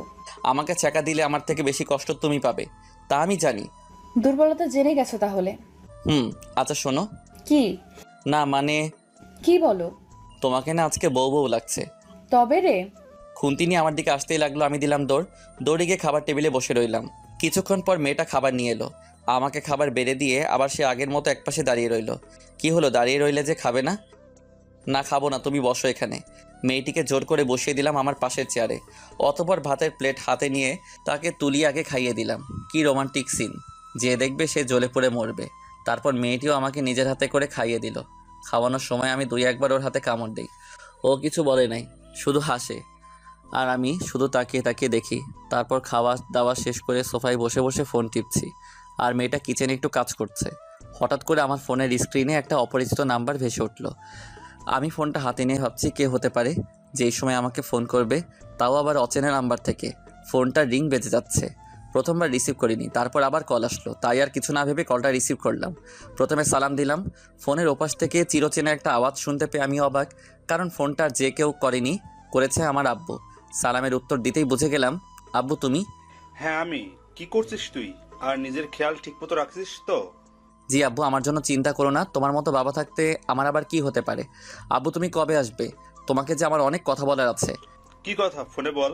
না আব্বু, তুমি আগে দেশে আসো, তারপর বলবো। এখন বল, যদি কোনো প্রবলেম থাকে তাহলে এখান থেকে সমাধান করার চেষ্টা করব। আমি ভাবছি আব্বুকে সব বলবো কি বলবো না, এমনিতেই কাজে বিজি উনি। টেনশনের মধ্যে আবার টেনশন দেওয়াটা কি ঠিক হবে? না মানে আব্বু আসলে একটা কথা বলার ছিল। হ্যাঁ কি কথা বল। মানে কথাটা হলো, আরে বলবি তো কি কথা। আমি আর দেরি না করে ঝটফট বলে দিলাম, যা হবার হবে। আব্বু আমি একটা মেয়েকে ভালোবাসি, আর আগামীকাল তাকে বিয়ে করতে যাচ্ছি। আমি ভেবেছিলাম হয়তো আব্বু তার একমাত্র ছেলের ভালোবাসাটা বুঝবে, কিন্তু তা হয়নি। তোর সাহস তো কম না। এতদিন তোকে খাইয়ে পরিয়ে মানুষ করেছি এজন্য যে তুই আমার অনুমতি ছাড়া বিয়ে করবি, তা আবার অন্য একটা মেয়েকে। কথাটা শুনে আমার বুকটা ধরফর করতেছে। কি হচ্ছে বুঝতে পারছি না। এখন কি করব? তাহলে কি আব্বু আমার ভালোবাসাকে মেনে নিবে না? না মানে আব্বু আমি মেয়েটাকে খুব ভালোবাসি, তাই এটা করতে হচ্ছে। এরপর যা বললো তা শোনার জন্য আমি একদমই প্রস্তুত ছিলাম না। তোর বিয়ে আগে থেকে একজনের সাথে ঠিক করে রেখেছি, আর তুই তাকেই বিয়ে করবি। কথাটা শুনে আমার মাথায় আকাশ ভেঙে পড়ল। না আব্বু, এটা আমি করতে পারবো না। আমি ওই মেয়েটাকে খুব ভালোবাসি, আর তাকে ছাড়া কাউকে বিয়ে করতে পারবো না। আর কিছু কথা বলার আগেই কলটা টুট করে কেটে গেল। আমি আবার ব্যাক করলাম, কিন্তু ফোন অফ। চিন্তায় পড়ে গেলাম, তাহলে কি আব্বু আমার ভালোবাসা মেনে নিবে না? না না, এটা হতে পারে না। ওকে ছাড়া কাউকে বিয়ে করতে পারবো না। একবার বিয়ে হয়ে গেলে আব্বুর আর কিছু করার থাকবে না। কিছুদিন রেগে থাকলেও পরে ঠিকই মেনে নিবে। তবে একমাত্র ছেলে বলে কথা, তার একমাত্র ছেলে বলে কথা। বসে বসে ভাবছি কি করা যায়, কিভাবে আব্বুকে রাজি করানো যায়। এসব ভাবতে ভাবতে হঠাৎ করে মেয়েটা আমার সামনে এসে দাঁড়ালো। এই কি হলো তোমার? কিছু ভাবছো? আমি কিছুটা চমকে উঠলাম। কই কিছু না তো। কাজ শেষ তোমার? শেষ। আচ্ছা যাও গিয়ে শুয়ে পড়ো। না এখন ঘুমাবো না। তো কি করবা শুনি? তোমার সাথে বসে গল্প করব। ও আচ্ছা, এখানে বসো তাহলে। সব কিছু ভুলে যাচ্ছি। ধীরে ধীরে মেয়েটা সামনে থাকলে আমার কোনো কষ্টই থাকে না। জানি না কেন, ওকে দেখলে সব কষ্ট দূর হয়ে যায়। না এখানে না। তাহলে কোথায়? ছাদে চলো, ওখানে বসে বসে চাঁদ দেখবো আর দুজনে বসে বসে গল্প করব। আর জানো আজকে আকাশে খুব সুন্দর চাঁদ দেখা যাচ্ছে। তাই নাকি? আচ্ছা চলো তাহলে। আমি সোফা থেকে উঠে হাঁটা শুরু করলাম, আর মেয়েটা পিছনে দাঁড়িয়ে রইল। কি হলো, যাবে না? তুমি অনেক আনরোমান্টিক পুরুষ। মানে? ছাদে যাচ্ছ, আমাকে কোলে করে নিয়ে যেতে পারো না? ওরে বাবা, এ তো মেঘনা চাইতেই বৃষ্টি। মনে মনে খুব খুশি হলাম। আসলে মেয়েটা আমার জন্য পাগল, থুক্কু পাগলি হয়ে গেছে। এই পাগলিকে ছাড়া আমার কিছু ভালো লাগে না। এত উপরে আটার বস্তা নিয়ে কিভাবে উঠবো? ওই কি বললে তুমি? আমি আটার বস্তা? দেখো খুব খারাপ হয়ে যাবে যদি এখনই কোলে করে আমাকে ছাদে নিয়ে না যাও তাহলে। তাই নাকি? আচ্ছা নিব না, কি করবে শুনি? ও বুঝেছি, তুমি আমাকে ভালোবাসো না তাই না? আমি মরে গেলে খুব খুশি হবে তাই তো? আমার জায়গায় অন্য কাউকে আনতে পারবে। আমি তো কথা বলার ভাষা হারিয়ে ফেলছি। মাঝে মাঝে এমনভাবে মেয়েটা আমাকে তার কথার জালে ফেলে, যা থেকে আমার মুক্তি পাওয়ার কোনো উপায় নেই। ওই কি বলছিস এসব? আমি তোকেই ভালোবাসি, বিশ্বাস কর। করি না বিশ্বাস। তুমি অন্য কাউকে ভালোবাসো, তাই না? কি মেয়েটা কোথায় থাকে? দেখতে কি আমার থেকেও সুন্দর, যার জন্য আমাকে অবহেলা করো? আমি তার সামনে গিয়ে দাঁড়ালাম, তারপর ওকে কাছে টানার চেষ্টা করলাম, কিন্তু ও নিজেকে ছাড়িয়ে নিল। একদম আমাকে টাচ করবা না। তুমি আমাকে না, আমার দেহকে ভালোবাসো। আমার মাথায় রক্ত উঠে গেল ওর এসব ফালতু কথা শুনে। ঠাস করে মারলাম এক থাপ্পড়। তোকে না কতবার বলছি এসব ফালতু কথা বলবি না? জানিস না এসব কথা শুনলে আমার রাগ হয়? হ্যাঁ, তা তো হবেই। সত্যি কথা বললে কার না রাগ ওঠে? সত্য তো আর সবাই হজম করতে পারে না। তুমি আমাকে ভালোবাসো না, ভালোবাসলে আমাকে এভাবে মারতে পারতে না। যাও, আমি চলে যাব, আর আসবো না। থাকো, বাই। পিছন ফিরে হাঁটা শুরু করলো, সাথে সাথে হাত ধরে মারলাম এক টান, সোজা আমার বুকের মধ্যে এসে পড়ে। কই যাও? জানি না। কাঁদছো কেন? তাতে তোমার কি? আমি তো আর তোমার কেউ না। ছাড়ো আমাকে, ছাড়ো বলছি। আমি আরো শক্ত করে জড়িয়ে ধরি। আমার লক্ষ্মী বউটা কি রাগ করছে? হুম। আচ্ছা, আর কাঁদতে হবে না, এবার কান্না থামাও। চলো, তোমাকে কোলে করেই নিয়ে যাচ্ছি। হুম। আমি ওর চোখের জল মুছে দিলাম। আমি চাই না ওর চোখের জল ওর গালে কোনো ভাগ বসাক। ওর সব কিছুতেই শুধু আমার অধিকার, সেটা তো মেয়েটা নিজেই বলেছে। তারপর তাকে কোলে তুলে নিলাম। ওর দিকে তাকিয়ে দেখি আমার বুকের মধ্যে মুখ লুকিয়ে চুপ করে আছে, কোনো কথা বলছে না। আমি ধীরে ধীরে সিঁড়ি বেয়ে ছাদে উঠতে শুরু করলাম। মেয়েটিকে কোলে নিয়ে আমি সিঁড়ি বেয়ে ছাদে উঠছিলাম। মনে হচ্ছিল কোনো ময়দার বস্তাকে কোলে নিছি। আবার একটু খুশি লাগছে এই ভেবে যে মেয়েটা আমাকে প্রচণ্ড ভালোবাসে। আস্তে আস্তে করে সিঁড়ি বেয়ে ছাদে উঠছি। বেশ বুঝতে পারছি আমার জামাটা ভেজা ভেজা লাগছে, কিন্তু হঠাৎ জামাটা ভিজলো কিভাবে? মেয়েটির দিকে দেখি ও মুখ ফুলিয়ে, মেয়েটির দিকে দেখে মুখ লুকিয়ে আছে আমার বুকের মধ্যে, কিন্তু আমার জামা ভিজতেছে কেন? তার মানে কি মেয়েটা কাঁদছে নাকি? তাড়াতাড়ি করে ছাদে উঠে গেলাম। এই যে ম্যাডাম, ছাদে এসে গেছি, এবার নামুন। না। ওই নিজের ইচ্ছায় নামবি নাকি ফেলে দেব? মেয়েটি আর কিছু না বলে আস্তে করে নেমে গেল। ওর দিকে তাকিয়ে আমার বুকের ভিতরটা কেমন জানি একটা মোচড় দিয়ে উঠলো। দেখলাম মেয়েটার চোখে নোনা পানি, আর আমার জামার দিকে একবার তাকিয়ে দেখলাম বুকের মাঝে কিছুটা জায়গা ভিজে গেছে। কিছুই বুঝতে পারলাম না, শুধু শুধু আবার কাঁদছে কেন? এটা মেয়ে নাকি অন্য কিছু? যাই বলি না কেন, একটু এদিক ওদিক হলেই কাঁদে। এই কাঁদছো কেন, কি হয়েছে? কিছু না। আমি তার চোখের পানি মুছে দিলাম। তাহলে এইভাবে কাঁদছো কেন? বলো আমাকে, কি হয়েছে? কিছু বলার আগে হুট করে জড়িয়ে ধরে, খুব শক্ত করে জড়িয়ে ধরে। আমার নিঃশ্বাস নিতেও কষ্ট হচ্ছিল। জড়িয়ে ধরে কান্না করে দিল। কি হয়েছে? তুমি এইভাবে কাঁদছো কেন, বলবে তো? জানো, মাঝে মাঝে ভয় হয় তুমি আমাকে আবার ছেড়ে চলে যাবে না তো। আমি যে তোমাকে খুব ভালোবাসি, নিজের থেকে বেশি ভালোবাসি। তুমি যা বলবে তাই করব, তবুও কোনো দিন আমাকে ছেড়ে চলে যাবে না তো? এই পৃথিবীতে এখন শুধু তুমিই আছো যে আমাকে ভালোবাসে, যে আমার মন বোঝে।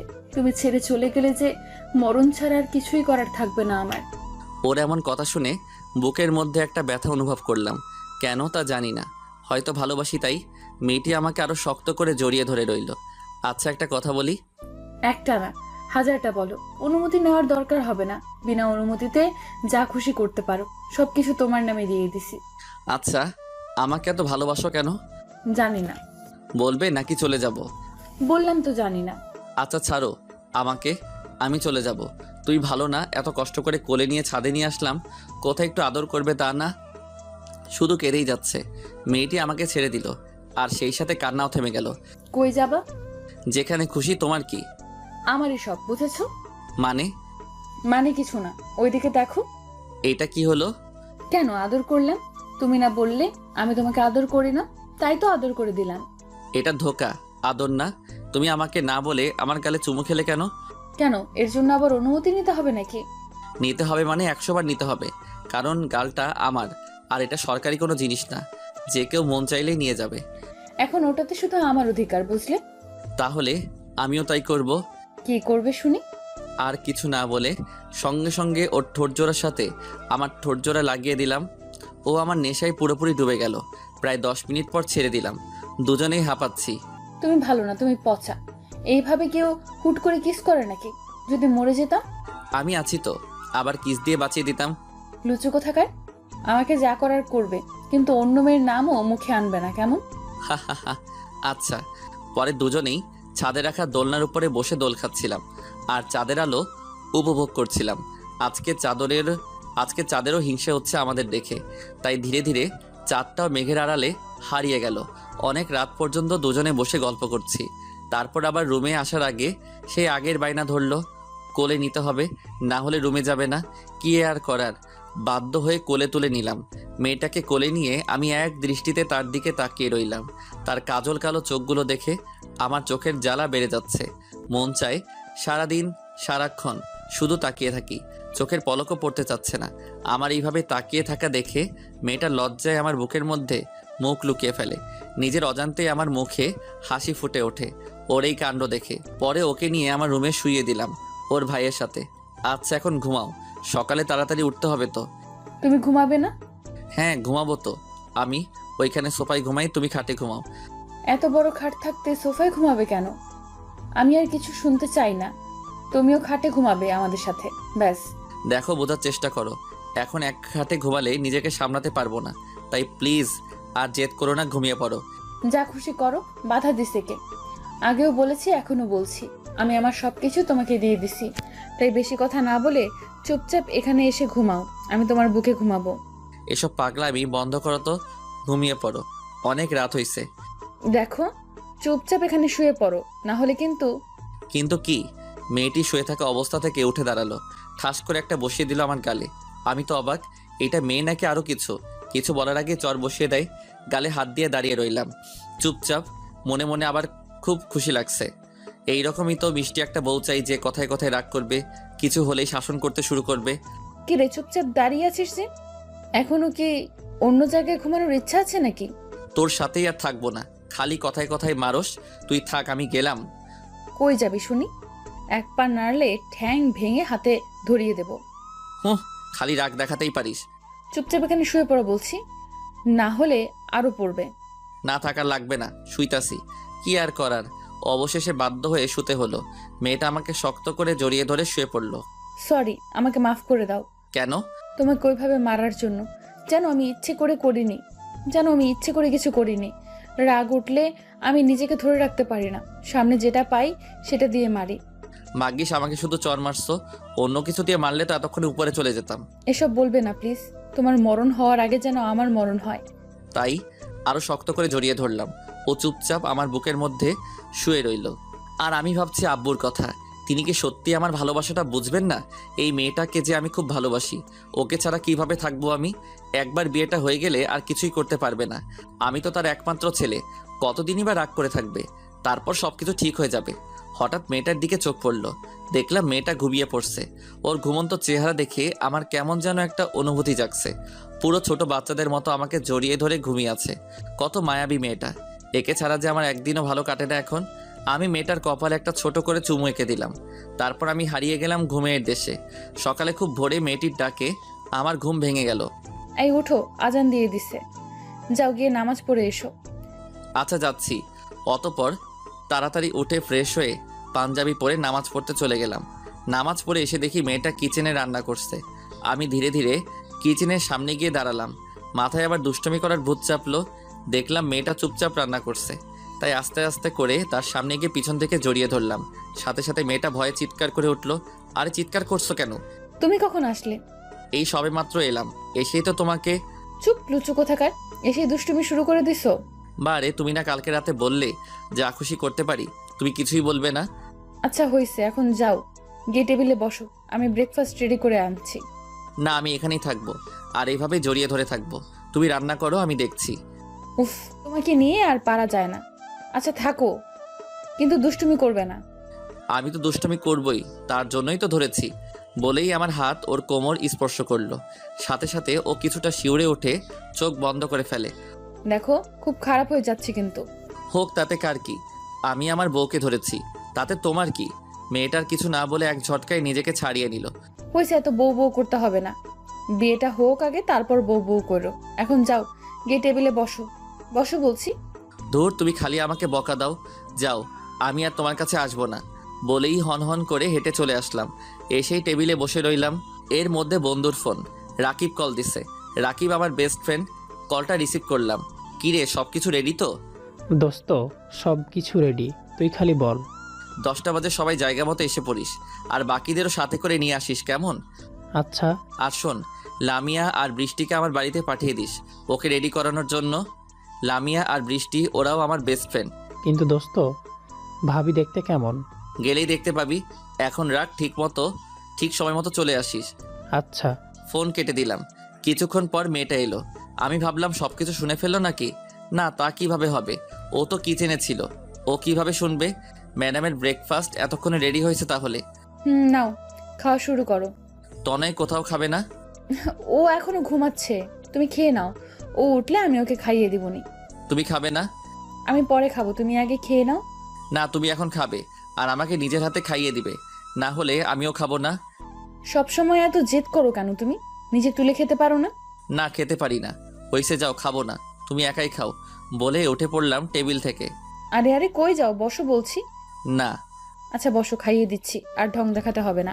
খুশি মনে বসে পড়লাম আর ও আমাকে তুলে খাইয়ে দিতে লাগলো। আমিও তাকে নিজের হাতে তুলে খাইয়ে দিলাম। খাওয়া দাওয়া শেষ হতেই তনয়ের গলার আওয়াজ শুনতে পেলাম পাশের রুম থেকে, কারণ আমার রুমটা নিচে। তনয় আপু আপু করে ডাকছে। মেয়েটা টেবিল থেকে উঠে তাড়াতাড়ি দৌড়ে গিয়ে ওর ভাইকে কোলে নিয়ে রুমের বাইরে আনলো। উঠে গেছে শালা বাবু, হা হা হা। এই চুপ, কি বলছো? হ্যাঁ, ও কিন্তু তোমাকে পিটাবে, তাই না তনয়? এখনো ঠিকঠাক ঘুম হয় নাই, কারণ এখনো বারবার হাত তুলছে, তাই নাকি? আচ্ছা আমি ওকে রেডি করিয়ে আনছি। ওকে। তারপর মেয়েটি ওর ভাইকে নিয়ে ওয়াশরুমে চলে গেল ওকে রেডি করানোর জন্য। আমি টেবিলে বসে গেম খেলছিলাম। কিছুক্ষণ পর মেয়েটা ওর ভাইকে রেডি করে আনলো। তারপর টেবিলে বসে তনয়কে নিজের হাতে তুলে খাইয়ে দিল। সবার খাওয়া দাওয়া শেষ, প্রায় 9টা বেজে গেছে আর এখনো মেয়ে দুইটা এলো না। কি করছে কে জানে। হঠাৎ করে কলিং বেল বাজতে শুরু করলো। বুঝতে পারলাম লামিয়া আর বৃষ্টি এসেছে, তাই তাড়াতাড়ি করে দরজার সামনে গেলাম। আর তনয় এবং মেয়েটা বসে বসে গল্প করছে। আমি দরজা খুলে দিলাম। দুজনেই চলে আসছে। এর মধ্যেই লামিয়া বলে, কি রে, তুই দরজা খুললি কেন? ভাবি কোথায়? ভিতরে আছে, আয়। তাহলে তুই সামনে দাঁড়িয়ে আছিস কেন? সর সামনে থেকে। ওকে সরলাম, আয়। আর কিছু বললাম না। দুজনেই ভেতরে ঢুকে পড়লো। তাদের পিছনে পিছনে আমিও ভেতরে গেলাম। মেয়েটা লামিয়া আর বৃষ্টিকে দেখেই সাথে সাথে দাঁড়িয়ে গেল। এরা কারা? এরা হচ্ছে আমার বেস্ট ফ্রেন্ড, ও লামিয়া আরও বৃষ্টি। ও তাই? আর মাঝখান থেকে বৃষ্টি বলে, দোস্ত, ভাবি কিন্তু দেখতে খুব সুন্দর। আর লামিয়াও একই কথা বলল। দেখতে হবে তো চয়েসটা কার। এসব কথা শুনে মেয়েটা মুচকি মুচকি হাসছে। দোস্ত যা, তোরা ওকে রেডি করে নিয়ে আয়। রেডি করব মানে? কোথায় নিয়ে যাবে আমাকে? গেলেই বুঝতে পারবে, এখন যাও, তৈরি হয়ে নাও। দোস্ত যা, তোরা ওকে রেডি করে আন। অতবার মেয়েটি আর কোনো আপত্তি না করে লামিয়া আর বৃষ্টিকে সাথে করে চলে গেল পাশের রুমে। আমি তনয়কে কোলে করে নিয়ে পায়চারি করছি। আমরা কি আজকেও বাইরে যাব? যাবো তো। তোমার আপু রেডি হয়ে আসুক তারপর। কি মজা কি মজা কি মজা, বাইরে যাব, চকলেট খাবো। খাবে তো। আমার মনের মাঝে কেমন একটা ফিলিংস কাজ করছে। একটু ভয় হচ্ছে আব্বুর জন্য, কারণ ওনার বারণ করা সত্ত্বেও আমি এই বিয়েটা করছি। না জানি কি দুর্ঘটনা ঘটে। আব্বু এমনিতেই প্রেশারের রোগী। যদি একটা অঘটন ঘটে তাহলে নিজেকে কোনোদিনও ক্ষমা করতে পারবো না। কিছুক্ষণ পর মেয়েটা আর বন্ধুগুলো বেরিয়ে এলো। মেয়েটাকে দেখে আমার চোখ কপালে উঠে যাওয়ার মতো অবস্থা। আমার কেনা সেই নীল শাড়িটা ওকে পরানো হয়েছে। এত সুন্দর লাগছে যে বলার মতো ভাষা খুঁজে পাচ্ছি না। পুরাই নীল পরীদের মতো দেখতে। আপনারা কেউ আবার নজর দিয়েন না যেন ওইটা বুকিং হয়ে গেছে। কি রে, ওইভাবে হাঁ করে তাকিয়ে কি দেখছিস? বল, কেমন সাজালাম ভাবিকে? বলার মতো ভাষা খুঁজে পাচ্ছি না যে কি বলতাম। থাক, তোর কিছু বলতে হবে না। পরে বউকে পেয়ে আবার আমাদের ভুলে যাস না যেন। থাক, তোর কিছু বলতে হবে না। পরে বউকে পেয়ে আবার আমাদের ভুলে যাস না যেন। কি যে বলিস না তোরা। হইছে, আর ঢং দেখাতে হবে না। যা, তুই রেডি হয়ে আয়। আর তোর কোলে এই বাচ্চাটাকে? ও ওর ভাই। ও আচ্ছা, তাই বল। আমি ভাবলাম অন্য কিছু। কি? কিছু না, যা রেডি হয়ে আয়। তারপর আমি তনয়কে ওর বোনের কোলে দিয়ে চলে গেলাম রেডি হতে। খুব বেশি দেরি না করে তাড়াতাড়ি রেডি হয়ে আসলাম। সেই পাঞ্জাবিটাই পরি যেটা গতকাল শপিং মল থেকে কিনে আনছিলাম। তারপর রেডি হয়ে বেরিয়ে আসলাম। মেয়েটা আমার দিকে তাকিয়ে আছে। দোস্ত, তোকে খুব সুন্দর লাগছে রে। হইছে, আর পাম দিতে হবে না। লামিয়া তো ঠিকই বলছে, তোকে খুবই সুন্দর লাগছে। ওকে, থ্যাংক ইউ। আমি মেয়েটার দিকে একবার তাকাইলাম। দেখলাম মিটি মিটি হাসতেছিল। তাই আর কিছু না বলে বেরিয়ে পড়লাম। গন্তব্য কাজী অফিস, যা শুধু আমি আর আমার বন্ধুরা জানে। মেয়েটা এখনো জানে না। ওকে এখনো বলিনি যে আজকে ওকে বিয়ে করব। সবাই গাড়িতে চড়ে বসলাম। কিছুক্ষণ পর কাজী অফিসে চলে আসলাম। মেয়েটা গাড়ি থেকে নেমে অবাক হয়ে আমার দিকে তাকিয়ে রইল কিছুক্ষণ। এখানে কেন আনলে? এখানে লোকে কেন আসে? মেয়েটি চুপ হয়ে গেল। বুঝতে পারলাম ওর খুব ভয় হচ্ছে। কেন তা আমি জানি না, কিন্তু ওর চোখ মুখে একটা ভয়ের ছাপ দেখতে পেরেছিলাম। কি হলো, চুপ করে আছো যে? না মানে কি বলবো বুঝতে পারছি না। তুমি আমাকে আগে বলনি কেন? আগে বললে তুমি কোনোদিনও রাজি হতে না, আমি জানি। তাই বন্ধুদের বলে সব ব্যবস্থা করে রাখছি। মেয়েটি আর কোনো কথা বলল না। তারপর চলে গেলাম ভিতরে। সবাই ভিতরে গিয়ে দেখলাম বন্ধুরা সব হাজির। মাঝখান থেকে রাকিব বলে, দোস্ত, ভাবি দেখতে কিন্তু সেই। হারামি, নজর দিবি না, তোর ভাবি লাগে। হুম। তারপর সবাইকে সাক্ষী রেখে কাজী সাহেব আমাদের বিয়ে করিয়ে দিলেন। সবাই অভিনন্দন জানিয়ে বিদায় নিল। পরে আমি আর মেয়েটা গাড়িতে গিয়ে বসলাম। পুচকুটা ওর আপুর কোলে বসে আছে। মেয়েটার মুখের দিকে তাকিয়ে বুঝতে পারলাম ওর মধ্যে এখনো ভয় কাজ করছে। তাই আমি ওর হাতটি ধরে বললাম, ভয় পেও না, আমি আছি তো তোমার পাশে। সব সময়, সব পরিস্থিতিতে তোমার পাশে থাকবো, কথা দিলাম। মেয়েটা আমার কথা শুনে কিছুটা স্বস্তির নিঃশ্বাস ফেলে। তারপর আপন মনে গাড়ি চালাতে লাগলাম। গন্তব্য বাড়িতে যাওয়া, কিন্তু কে জানতো বাড়িতে আমার জন্য আরেকটা সারপ্রাইজ অপেক্ষা করছে। চলুন জানা যাক কি সেটা। আপন মনে গাড়ি চালাচ্ছি, দুজনেই চুপচাপ। আমি এই ভেবে খুশি যে মেয়েটাকে সারা জীবনের জন্য আপন করে পেলাম, কিন্তু মেয়েটাকে তেমন একটা খুশি দেখছি না, কারণ ও এইভাবে আমাকে বিয়ে করতে চায়নি। ও চেয়েছিল আমার আব্বুর অনুমতিতে আমাদের বিয়েটা হোক, কিন্তু মেয়েটা তো জানে না আব্বু এই বিয়েটা মেনে নেবে না, তাই তাড়াহুড়া করে বিয়েটা করতে হলো। মেয়েটার এভাবে চুপচাপ থাকা আমার একটু ভালো লাগছে না। সব সময় দুষ্টমি ও হাসি ঠাট্টা করা মেয়েরা যদি মুখ গোমড়া করে বসে থাকে তাহলে কেমন লাগে আপনারাই বলুন। যাক, সেসব কথা বাদ দেন। আপন মনে গাড়ি চালাতে চালাতে বাড়ির সামনে চলে এসেছি। আরে এ কি, এটা তো আব্বুর গাড়ি। কিন্তু আব্বুর গাড়ি এখানে কেন? আব্বুর তো এখন বিদেশে থাকার কথা, তাহলে গাড়িটা এখানে কি করে এলো? তার মানে কি আব্বু? না, আর কিছুই ভাবতে পারছি না। সব কেমন গুলিয়ে যাচ্ছে। এখন আমারও ভয় হচ্ছে। গেটের সামনে গাড়ি থামালাম। গাড়ির হর্ন শুনে দারোয়ান কাকা গেট খুলে দিল। ভেতরে গাড়ি দাঁড় করিয়ে গাড়ি থেকে নেমে দারোয়ান কাকাকে জিজ্ঞেস করলাম, কাকা, কে এসেছে বাড়িতে? বড় সাহেব এসেছেন। আচ্ছা ঠিক আছে। দারোয়ান কাকা আবার গেটের সামনে চলে গেলেন। আব্বুর কথা শুনে আমার মাথায় আকাশ ভেঙে পড়ল। পায়ের তলা থেকে মাটি সরে গেল মনে হয়। মনের মধ্যে ভয়টা আরও দ্বিগুণ বেড়ে গেল। এখন কি করব, কিভাবে আব্বুকে রাজি করাবো, এসব ভাবতে ভাবতে মেয়েটাকে নিয়ে ভেতরে যাওয়ার জন্য পা বাড়ালাম। প্রতিটা পদক্ষেপে একটা অজানা ভয় কাজ করছে। না জানি কি করেন উনি। মেয়েটার দিকে একবার তাকালাম। আব্বুর কথা শুনে মেয়েটির মুখে কোনো ভয়ের ছাপ দেখতে পেলাম না। এই বিষয়টা আমাকে ভাবাচ্ছে। আর তনয় তখনও ওর আপুর কোলে। তনয়ও আজকে কোনো কথা বলছে না। পুচকুটা আজকে চুপচাপ হয়েছিল। অবশেষে দরজার সামনে এসে দাঁড়ালাম। কলিং বেলটা আর চাপতে হলো না, দরজা আগে থেকেই খোলা ছিল। ভয়ের মাত্রা আরও দ্বিগুণ বেড়ে গেল। আমি আর মেয়েটা ভেতরে গেলাম। গিয়ে দেখি আব্বু সোফায় বসে আছেন। ওনাকে দেখে আমার গলা শুকিয়ে কাঠ হয়ে গেছে। বারবার ঢোক গিলছিলাম। হঠাৎ তনয় ওর আপুর কোলে থেকে নেমে আঙ্কেল আঙ্কেল বলে দৌড়ে গিয়ে আব্বুর কোলে উঠে পড়ল। আব্বু তনয়কে হাসি মুখে কোলে তুলে নিল। কি হলো কিছুই বুঝতে পারলাম না। আমি মেয়েটির দিকে তাকিয়ে দেখে মুচকি মুচকি হাসি দিচ্ছে, কিন্তু পুচকুটা আমার আব্বুকে কিভাবে চিনে? আর মেয়েটাই বা হাসছে কেন? কিছু তো একটা রহস্য আছে, কিন্তু কি সেটা জানতে হবে। ভাবনায় পড়ে গেলাম। তনয়ের গলার আওয়াজ শুনে ভাবনার জগৎ থেকে ফিরে এলাম। আঙ্কেল আঙ্কেল, আপনি এতদিন কোথায় ছিলেন?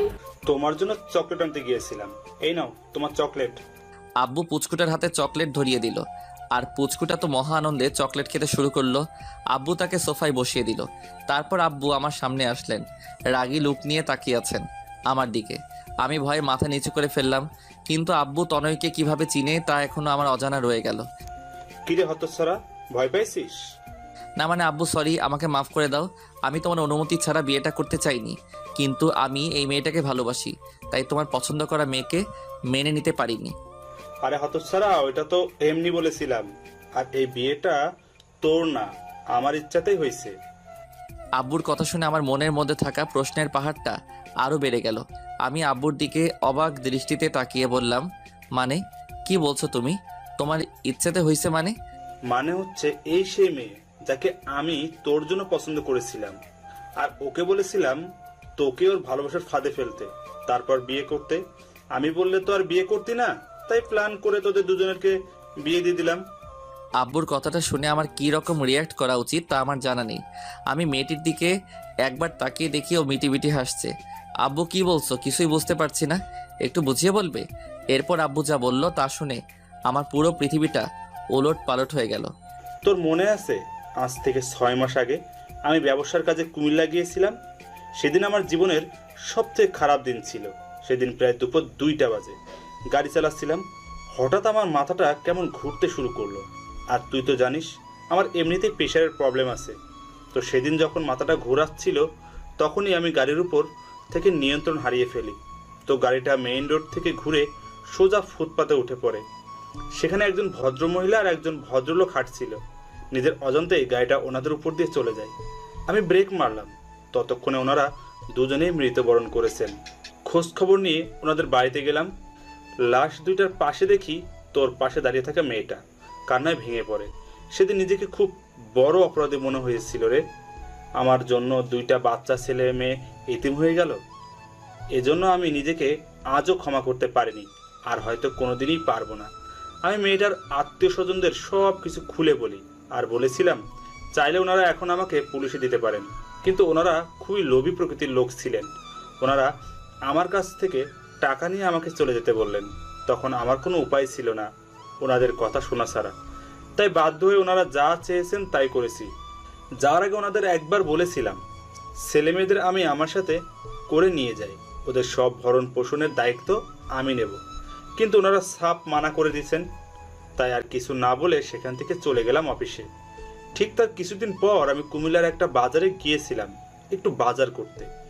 গিয়ে আমার সাথে দেখা হয় মেয়েটার। আমি তার কাছে সেদিন জিজ্ঞেস করেছিলাম সে কেমন আছে, কিভাবে আছে, তার আত্মীয় স্বজনরা তাদের ঠিকমতো খেয়াল রাখে তো। পরে মেয়েটা আমাকে সব খুলে বলে। তার কথা শুনে আমার চোখে পানি ধরে রাখতে পারিনি। নিজেকে নিজের কাছে ছোট মনে হয়েছিল। আজ আমার জন্য 2টা বাচ্চা ছেলে মেয়ের জীবন এইভাবে ধ্বংস হয়ে যাবে তা আমি কোনোদিনই মেনে নিতে পারবো না। তাই আমি বলেছিলাম আমার সাথে আসতে, কিন্তু সে তার আত্মীয় স্বজনদের ভয়ে কিছু করতে রাজি হচ্ছিল না। পরে আমি তাকে বলেছিলাম আমি তোমাকে প্রাপ্য মর্যাদা দিয়ে আমার বাড়িতে নিয়ে যাব, সাথে তোমার ভাইকেও। মেয়েটা কিছুতেই রাজি হতে চাইছিল না। পরে তাকে আমি অনেক বুঝিয়ে সুঝিয়ে একদিন রাতের অন্ধকারে মেয়েটাকে বাড়ি থেকে বের করে নিয়ে আসি ঢাকায়। সেদিন মেয়েটাকে কথা দিয়েছিলাম আজ থেকে তার ভাই এবং তার সব কিছুর দায়িত্ব আমার।